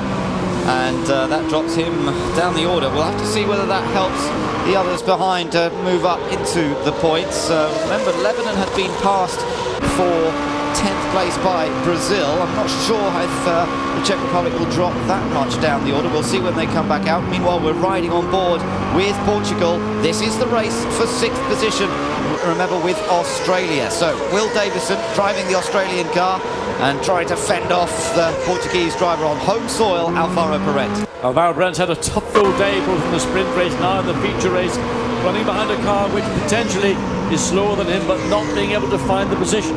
Remember, he's got nothing left in his power boost applications, 2 remaining for Australia. We saw 1 being applied on the previous lap down the main straight. So will Davidson feel the need, or is he comfortable enough to think that he's got the measure of Team Portugal? Let's watch as they come out of the final corner. Will the Australian feel the need to use it or not? Is the close enough? He's not using it at the moment. The little green isn't coming up on the display there, and Will Davison has managed to save it this time. Not going to use it. He's going to save it for when the Portuguese car's a little closer coming onto the main straight. Well, what Will Davison needs to think about is not actually trying to get onto the main straight as quickly as possible. He's got to try and slow down Team Portugal mid-corner and then squirt onto the straight and try to wrong foot him, try to keep him off balance. Oh, a little mistake there from Australia. Perret has a look up the inside. Couldn't quite make it though. The back end of the car, Team Australia, it moves out as well as Will Davison gets back on the power, having recovered from that minor slip. Yeah, but you can see Davison maybe struggling for grip now. Remember, he was one of the first to make a pit stop. He started at the back, so his tyres have done virtually, well, they've done nearly all this race so far. We've only got 7 laps to go. Just take another look. Well, runs very wide on the curb. That gives Alvaro Perret the chance to have a little look up into turn 4. It's a difficult place to do many and varied lines into this particular corner. Some go in early and hook the curb all the way around. Others, as we go through turns 9 and 10, that's a very slow uphill left then right. Traction always a problem. Once your tyres begin to show signs of wear, then wheel spin sets in. You just basically go nowhere. This is a close time. This is for another points position coming up here. Brazil now versus Austria. This is for 8th place. Brazil's recovery continues. After stalling at the start, he's now on to try and take 8th position away from Matthias Lauda of Austria. The need for Piquet and Team Brazil have got to be a little bit patient, not to put too much pressure on the young Austrian driver. He's not at the level of Team Brazil and Nelson Piquet Jr., but he's got to be in position to find a way down the straight. Austria's still got 4 power boost applications. Piquet right under the rear wing is going to sweep out alongside Can he take the corner away from Austria? Well, Yes. that's just about as nice as you can expect to do it. Nice and easy that was, and Lauda didn't really fight the position, but Parent is still fighting for 6th place with Australia here. Will Davison, in his first race in an A1 Grand Prix car, remember, doing a startling job so far, and Italy catching up. Yes, you can see Davison really struggling for grip under traction. He's using his button. Stays on the inside down into turn 6. Parent comes up along the outside. Can he sweep around the outside of the corner? No, not this time. This is what we want to see, though. Nation versus nation, identical cars, and with Will Davison struggling for grip, there's no doubt the advantage has come to Portugal, but can Portugal get through? Italy catching back up again. Enrico Tocacello taking advantage of the fact that the Australian car's not at its best now on tyres that have done the whole race, and he's closed up. Behind them is the New Zealand car, but he's a lap down. He's down in 16th place. They're not fighting for position. It's this race we're watching. Watch the steering wheel, the control, having to correct it in a couple of places. That was smooth. Now through the long right-hander. This is where the cars move around. The Australian car a touch wide mid-corner. Yes, he ran wide mid-corner, but look how much fighting Team Portugal's doing behind. Now, there was an opportunity for Portugal if they hadn't had that kind of unstable car. Italy has got 5 shots of power boost. Australia 1. Parent now comes up alongside, takes the corner, and as long as he doesn't overrun it and cuts back, Australia did a good job defending, but inevitably, and the Portuguese fans, they like that pass. Yeah, just in front of us in the grandstand, there's a big cheer gone up and the flag's waving there. Oh, a bit of a lock-up from Parent, but he keeps it under control. He's now up into 5th position. So Portugal up into 5th place, and right behind Australia now is going to have to watch out for Team Italy. And we've seen a lot of lockups from the front wheels of Tocacello's Team Italy entry. He clearly also has got more speed. He's picked up gravel there on his right-hand wheel and will soon be displaced as he gets onto main straight, but down into turn 6 once again. Closes up, not sufficiently to maybe offer any sense of an overtake, just get position. The best place this is going to happen is how we saw Parent make the pass on Australia. That's down at the end of the straight. You can get position, you can harry somebody by putting your car in the mirrors, moving one side, moving the other side, but in reality Davison has withstood pressure from Portugal extremely well indeed. There is our race leader. It is France, and he's got a very comfortable advantage over Switzerland in 2nd place. Neil Yarni running 2nd for Switzerland, and only 4 laps to go now. Team Ireland are on for their first ever podium in A1 Grand Prix. There is Ralph Furman. He's running in 3rd position, 4th place currently for the United States. That is Scott Speed, and then behind them we've got that race going on. Portugal now 5th, Australia 6th, and here comes Italy in 7th. So both applications of power boost, but Italy too far behind to do it under braking again. Parent just ahead, locks up, and here's an opportunity. A lock up from Australia, Italy right under the rear wing, but no chance into turn 2. And then down all the way down the hill into turn 3. Again, this is the part of the track where really it's a matter of follow my leader. Unless, as you see there, the back of Team Australia's car under power slides out. He's really struggling, isn't he, with that car now. The Australian car is sliding all over the place, and Will Davison's doing everything he can to hold on. I wonder if that shoulder of his is hurting. Remember, it was Alvaro Parent who bumped into him on the bicycle yesterday that injured Will Davison's shoulder. Well, Parent's managed to get past him. He's muscled his way through again, but now he's got to watch out for Italy, who's directly behind, and the Italian car does seem to have a little bit more grip. Now then, interestingly, it looks as though, although we've got 4 laps to go, we may well hit the 60-minute mark before the 4 laps are completed. And when 60 minutes are up, the race is over. Team GBR and China battling for a position, and that's all the way down. Team places 12 and 13. China gets it all wrong in turn 3, and Team GBR move up to 12th place. Yep, no problem there for Robbie Kerr to gain another position, but unfortunately he's not in the points. The teams will be watching to see what the starters do, but there isn't enough time for all 3 laps to be completed. So when the 60 minutes mark comes up, the end of the next lap is when the checkered flag goes out. So we'll watch that. There are 3 official laps to go.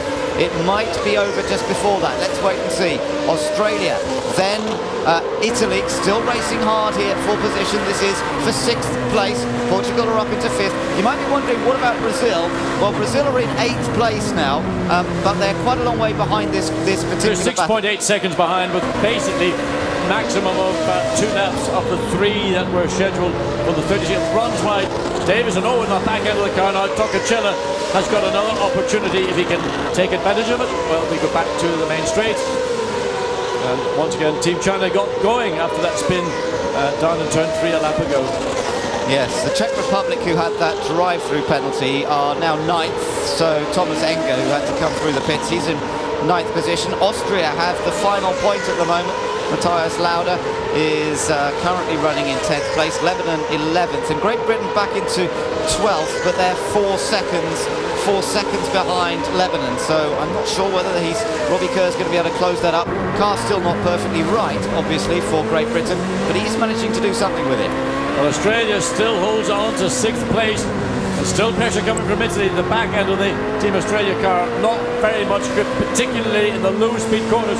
Runs again quite wide in the middle part of turn 13 onto the main straight, but all he has to do is make sure that momentum for Team Italy is not gathered. Now here is power boost, you see it, Italy going to use it, comes up behind Australia, moves out to the right. There's not much room there, and he wisely gets under the throttle. Yeah, had to back out of that one, didn't he, because there just wasn't the space to the pit wall there, and Australia holding on for the moment to 6th position ahead of Italy. Australia that started the season so well at Brands Hatch when Will Power was driving the car, and they had a couple of top finishes, a 4th and a 2nd place finish there, and now Australia just desperately hoping on for points. We've just got under a minute of this race remaining with 2 laps of the schedule, 36 to go, but we're not going to get that final 2 laps. We're going to get 1 lap, and that'll be race over with France very comfortably by 7.3 seconds in the lead from Switzerland and Ireland, a further 6.3 seconds behind Switzerland in 3rd. Feature race fastest lap is the fastest lap, as you can see, so the extra point will go to France. They got it in the other one anyway, so they're making sure of it. Now they're going to get across the line just in time. There will be 1 lap to go. In fact, it's the official race distance. It's all worked out perfectly. He's just got across the line in time for us to see the checkered flag next time around. So 20 seconds was the difference between having a race 1 lap short and going for the entire 36, but it was a close call. First time we've been in one of these feature races close to the 60-second limit, or the race distance, whichever comes sooner. So France are heading towards another double victory, and the pattern has been repeated here in Portugal. If you win the first race, you're in good shape to win the second race. Brazil did it at Brands Hatch, France did it in Germany, they're going to do it again here. But what's interesting about France is in both races the cars look absolutely perfect all the way through. The way that Team France have got to grips with the A1 chassis, the Cooper tyres, Zytec engine and all, is that they've now got a car which has retained good balance from the start all the way through. The only thing you might say is that Alexander Primat, Team France, have not been under pressure really at any point in either the sprint or feature race, unlike Will Davidson, Team Australia, who on the final lap still is having to fend off Team Italy. This is the battle for 6th place. Yeah, it's a great race between these two, but whether Toccocello's going to find anything special on the last lap, we're going to have to see. Already at the final corner, it is Alexander Primat, and France are going to take victory once again here in Portugal. The double win in Germany went to his colleague Nicolas Lapierre, and here in Portugal it's Alex Primat who takes the 2 wins, 2 victories and the fastest lap. It's a perfect score for France. 2nd place goes to Switzerland. Neil Yarni picks up the 9 points, and 3rd place, the first podium in A1 Grand Prix, goes to Team Ireland as Ralph Furman crosses the line. Good effort that from Team Ireland, and also scoring for the first time, United States, Scott Speed finishes 4th. Portugal will take 5th. Good result for Portugal, his best finish so far. Australia, will they hold on to 6th? Yes, they will. The power boosts are used up. Australia has held on to 6th. Italy takes 7th. 8th place goes to Brazil. 9th to the Czech Republic, not far behind Nelson Piquet at the end, and Austria holds on for the final point. Yes, Piquet either closed down that gap significantly in the last lap, or I think Team Italy and Toccocello just backed off. They realised that they weren't going to get that 6th place, which Australia has defended really for the last 15 or so laps of this race.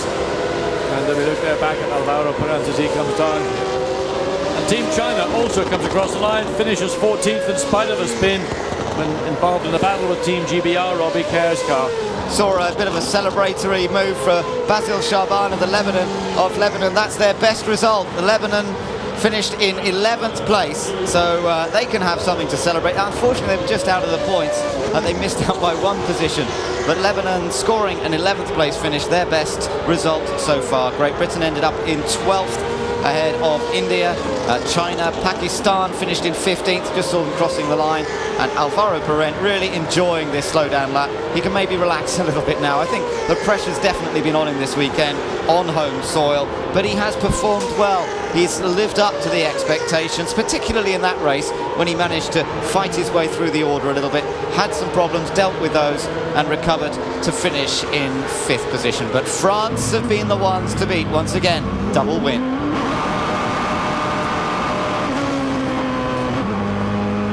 So you'd always imagine that Alvaro Parent has won this race, but such is his pleasure in actually finishing well in the points. And of course the support all around the racetrack from his Portuguese fans. And there is the Portuguese flag being waved to Alvaro Parent, but all the plaudits are going to go to Team France. They've done a superb job yet again. Second race in succession where they've been totally dominant. Neil Yarni for Team Switzerland, again a very strong job from that team, finishing in the runners-up place. And Team Ireland, interestingly, who started all the way back in 18th place in the sprint race and made their way through that race, and then finishing up in 3rd place in the feature race and getting 7 very well earned and deserved points. Yeah, that is great news because they've had such a tough weekend, and things didn't go according to plan for them last time in Germany either, so that is a very good reward. And there is in the distance, you just saw Ralph Furman. There's Neil Yarni coming across to celebrate with the Swiss crew. Well, 2 podium finishes here today for Neil Yarni, but the first podium there for Ralph Furman. He had a great race last weekend in Japan. He currently leads the Japanese GT Championship, joint leader of it, and going well here. Yes, and also Father Ralph is here as well, supporting Ralph Jr. And instead of being at the Formula Ford Festival at Brands Hatch, he is here supporting A1GP and his son, and he will be absolutely thrilled to see him on the podium for the first, and I suspect not the last time in this series. When you think about the accident that he had in that first race, which took the nose or damaged the wing and saw him come in for a new nose cone, it really is quite a remarkable recovery. But once again, we've seen it is possible in A1 to come from the back. Yes, indeed, and it was also because of safety cars and deployment, also because of problems for other people in the pit. You know, not everybody made good pit stops, and so much time is lost in the pits, you cannot really ever make that up once again on the racetrack. France, the winners, here again in Portugal. They're going to be celebrating tonight. Impressive once more then from Alexander Premat. Coming up, reaction to a thrilling feature race from Estoril, Portugal.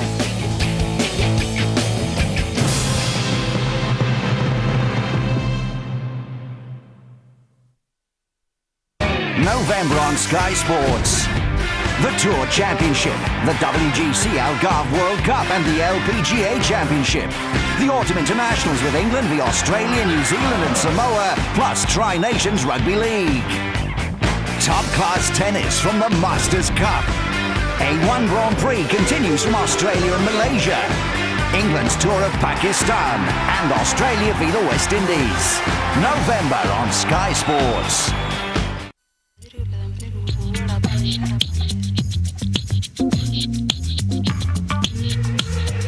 Boss Bottle, fragrance from men.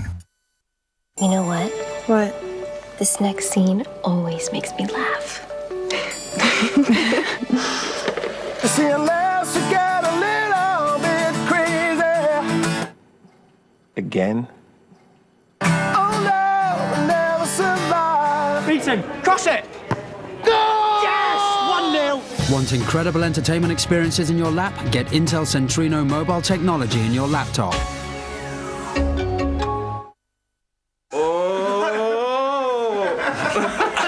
Amazing. Inside the Lion's Den. Out now on DVD.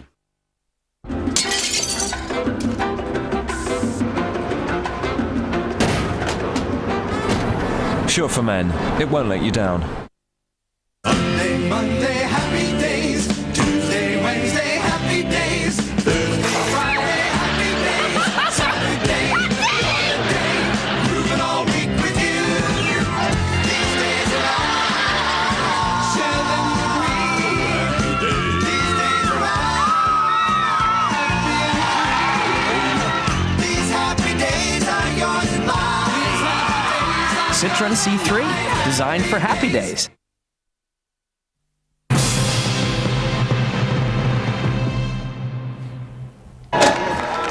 Welcome back to Portugal and to the Autodromo do Estoril, where this afternoon A1 Grand Prix has made its mark. So too have the French and the Irish as well, but in particular Alexander Prix, who finished in top spot. But a great day too for Ralph Furman, his first podium in A1 GP for Team Ireland. Neil Yarni of Switzerland moving up a place in the grid to finish second. So an impressive day for those top three who are just taking to the podium as we speak.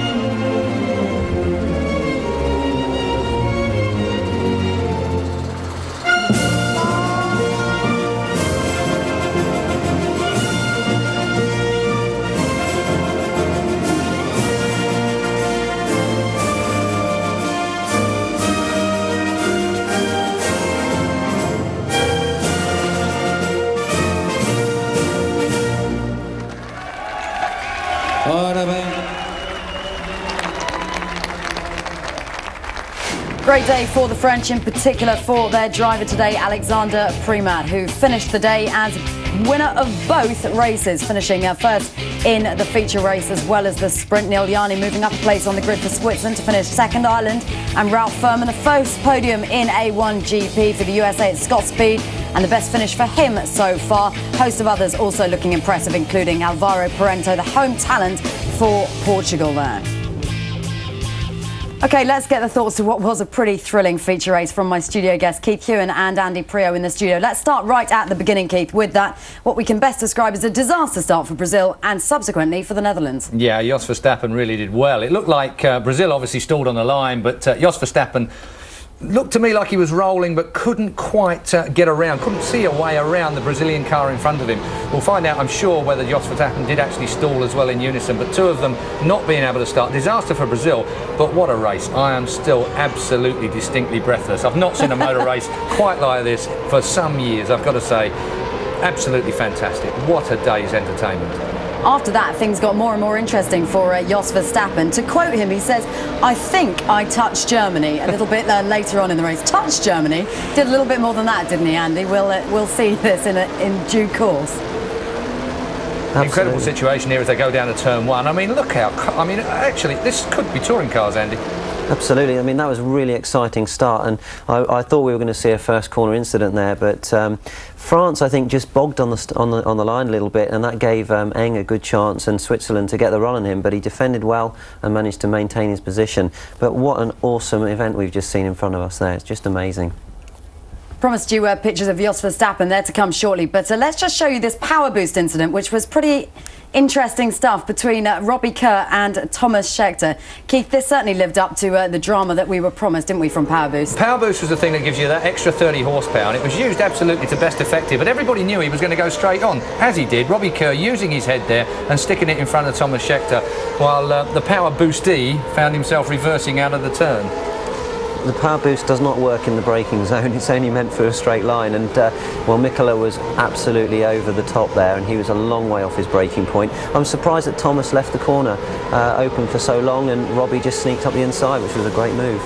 Let's show you what happened with Jos Verstappen, because he did drive into contention and then it all went wrong for him where Germany were concerned, and particularly when he says that he touched them. He did a little bit more than that though, didn't we, as we can show the viewers in a moment or two. Yeah, Jos Verstappen, I have to say that he admitted it was his fault. I have to say I've got a lot of admiration for Jos Verstappen coming to a series like this. He's put himself right in the firing line, and here, well, I don't know what he was on. Perhaps the brakes didn't work or something, but Jos Verstappen, look at the way his helmet slaps down towards the steering. I mean, the hands device certainly holding his head in place. Otherwise, whiplash, we could call him Miss Whiplash after that, Andy. Yeah, I mean, that was not a small mistake. That was a big mistake. He was at least 10 or 15 metres out on his braking zone, and I think he's lucky not to have actually barrel rolled the car, and he's going to be quite painful and sore tonight, I would think. OK, we're going to get the final thoughts of the guys after the break. Reaction and analysis to the sprint and the feature races are to come. This was the moment, though, that Alexander Preymat got to celebrate his victory in the feature race. More to come next.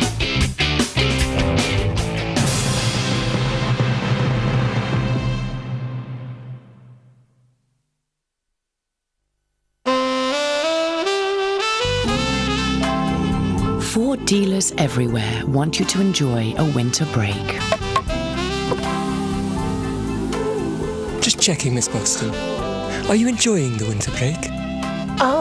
Yes. Good. Take a 3-month payment holiday and a free equipment upgrade. You can get a Focus Sport including alloy wheels and sporty front fog lamps for the price of an LX.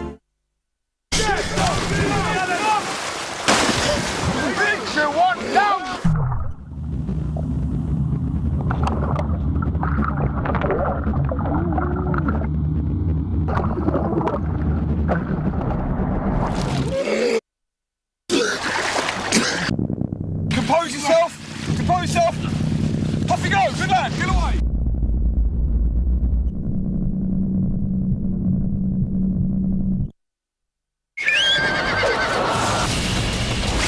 If it's adventure you're looking for, he's the one man you've been waiting for. Gracias. Antonio Banderas, Catherine Zeta-Jones, the Legend of Zorro.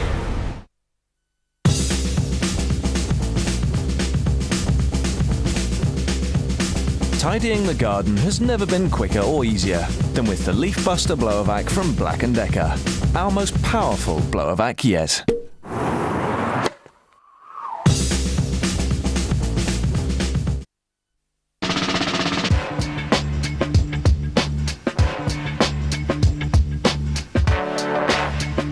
When you're in business, you want to be, well, in business. Not having to worry about handsets, bills, all that other stuff. With Vodafone, you get a direct line to your very own team of experts who'll help smooth the way. Make the most of now with Vodafone. Inside the Lion's Den. I know Fanning Mommy is not going to have the upper hand on me. Inside the Lion's Den. Out now on DVD. Because 1 in 4 men borrow their partner's toiletries, it's 3 for 2 on men's toiletries at Boots.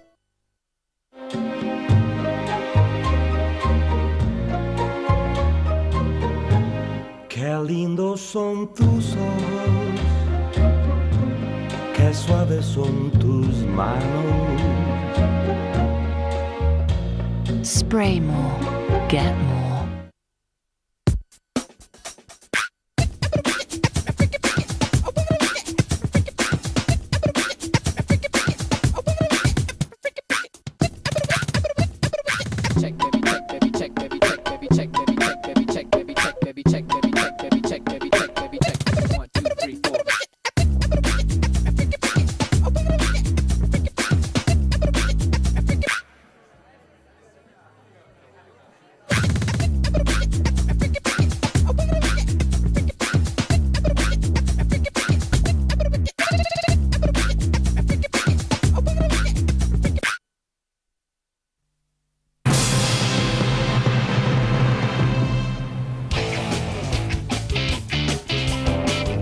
Welcome back. We're in Estoril, Portugal for the third round of the A1 GP series. It's thrown up some pretty interesting talking points today, has belonged to France and indeed to Alexander Preymat. 1, 2 and 3 have been speaking to the media. Here's what they've had to say. Alex Preymat from Team France, it seems that you're not just allowed to win one race in A1 Grand Prix, you've got to do the double. But more importantly, that victory and the fastest lap has given Team France the lead in the championship. Yeah, well, the race was really good because I took a really good start, and after we have a lot of safety cars, so it was really hard because sometimes I took a really good start and sometimes a really bad start. So and first corner was really hard with Gianni, Piquet and Scott Speed, so it was really hot. But the race was easy because the car was completely quite easy to drive, and so I was really confident. And so for sure I did the fastest lap, and so I put 1 point more on. So now we are leading of the championship. So now I said good luck for Nico Lapierre for the next race, and I think he will be okay. How frustrating is it when you've won 2 races to then sit back and watch your teammate, as he's had to do this weekend? Yeah, for sure. This is really hard to come back, because we have a big gap between my last race. It was in Bahrain, so it was 3 weeks ago, and so it was really hard to come in a car and really fast. But I think this is a really good things to change the driver. This is really the country. This is the both French driver, maybe the best in France. So this is really good for we. Alex, thanks very much for the moment. Neil Yanni, Team Switzerland, congratulations. A double podium for you today. Another good race. Despite all the restarts, you just couldn't get past Alex. Well, I took really good starts. My first start was really good and actually nearly took the lead, but he pushed me quite a bit to the wall, and I had to pull over. Then I just had to see that I somehow managed to stay, because it was quite difficult with the car in the beginning, quite a bit of oversteer. And luckily then through the safety car and our early pit stop, I came back to second position. And then the safety car actually came out again a second time, and then I nearly took Alex again on the restart, and was so close on the wall again, and really lucky not to shunt there again. But I'm happy in the end with second place, but looking forward actually to now at last win my first race then. And do you think that'll be next race at Australia? Are you confident the way you and the car are going together that a win is on the cards? Yeah, we are getting better and better. I mean, Brands Hatch we were more or less nowhere. Lausitzring went better, and here it already went again better. So I'm really looking forward to next race. I think we are on the right way to improve, or how we improve our car. Neil, thanks very much. Ralph Furman, congratulations. Team Ireland's first podium in A1 Grand Prix. It was, as always, an eventful feature race. You stayed out of trouble and worked your way to the front. Yeah, I mean, we've had a very difficult weekend. Unfortunately, we had a problem with the gearbox in qualifying, so we didn't get to use new tyres, so started at the back. I had lost my front wing in the first race, and then had a great start to the second race, but then went off the circuit trying to overtake the Canadian guys around the outside of the last corner, so I thought that was the end of my race, but scrambled back on and did in some good laps, and then the guys did a great pit stop, and I think that's what made a big difference today, and we were able to hold on in third place, overtake Scott Speed on the restart, which was fantastic. You and the team have been working very hard. You've not had the luck so far in A1 Grand Prix, but this podium has been a long time coming. Yeah, hopefully the luck of the Irish is going to kick in now, and we'll do really well. I'm going to miss the next race, unfortunately, but looking forward to getting back in the car in Malaysia. Ralph, thanks very much. Right, thank you. Just finally, Alex, 4 wins, a second place. Where do you think that France are so dominant against their other rivals? Yeah, well, so I think we have a really good team. The team Dams for the highway in France, they did a really good job since the beginning of the year, the beginning of the championship, sorry.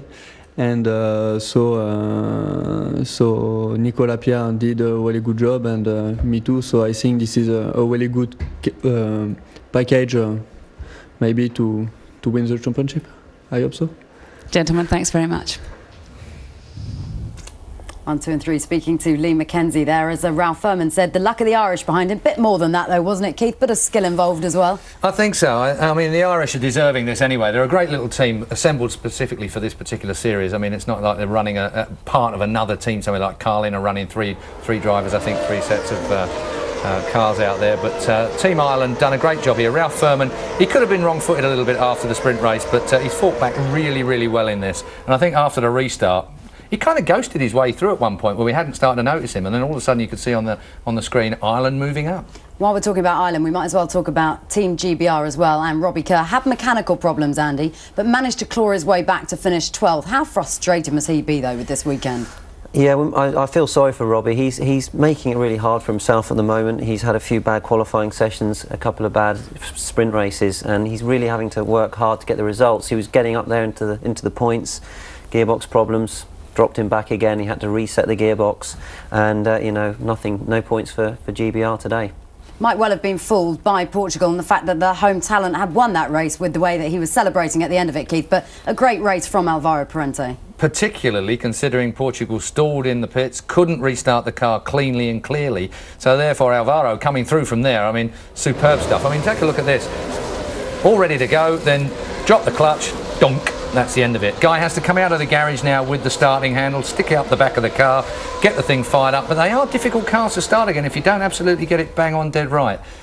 What about Brazil and what about Nelson Piquet Jr.? Because it was pretty disastrous, wasn't it, for him? And then he managed to somehow get his way back into it and into the points. Well, he was scrapping for small points. He was lucky to get any points at all. He made a great move up the inside of Prima on the restart, and that actually, with the safety car coming out, meant that he gained his lap back again, and he managed to scrap himself into 8th position. So you never know, those small points might mean the championship at the end of the year, so he did well. Speaking of which, let's take a look at those championship points, because here is how it looks at the moment. France on top from Brazil, Switzerland, New Zealand, Australia, Canada, Mexico, Ireland in amongst it, along with Great Britain just behind them, Netherlands, Portugal, Malaysia and Germany completing the top of those championship points list. There's a chance to see highlights from today's A1 Grand Prix from Portugal at 10 p.m. on Sky Sports 3. There it is, confirmation for you. Well, A1 Grand Prix's next stop is Australia in a fortnight's time, late Friday night, early Saturday morning to see qualifying from Eastern Creek, 3 a.m. on Sky Sports 2. Then Saturday evening, Sunday morning, it is race day, uninterrupted live race coverage from Australia from 2, Sky Sports 3. Very big thank you to my guest today. In this, the last A1 GP race in Europe, France have again dominated the day's racing. It seems whatever Nicolas Lapierre can do, teammate Alexander Primat can do too.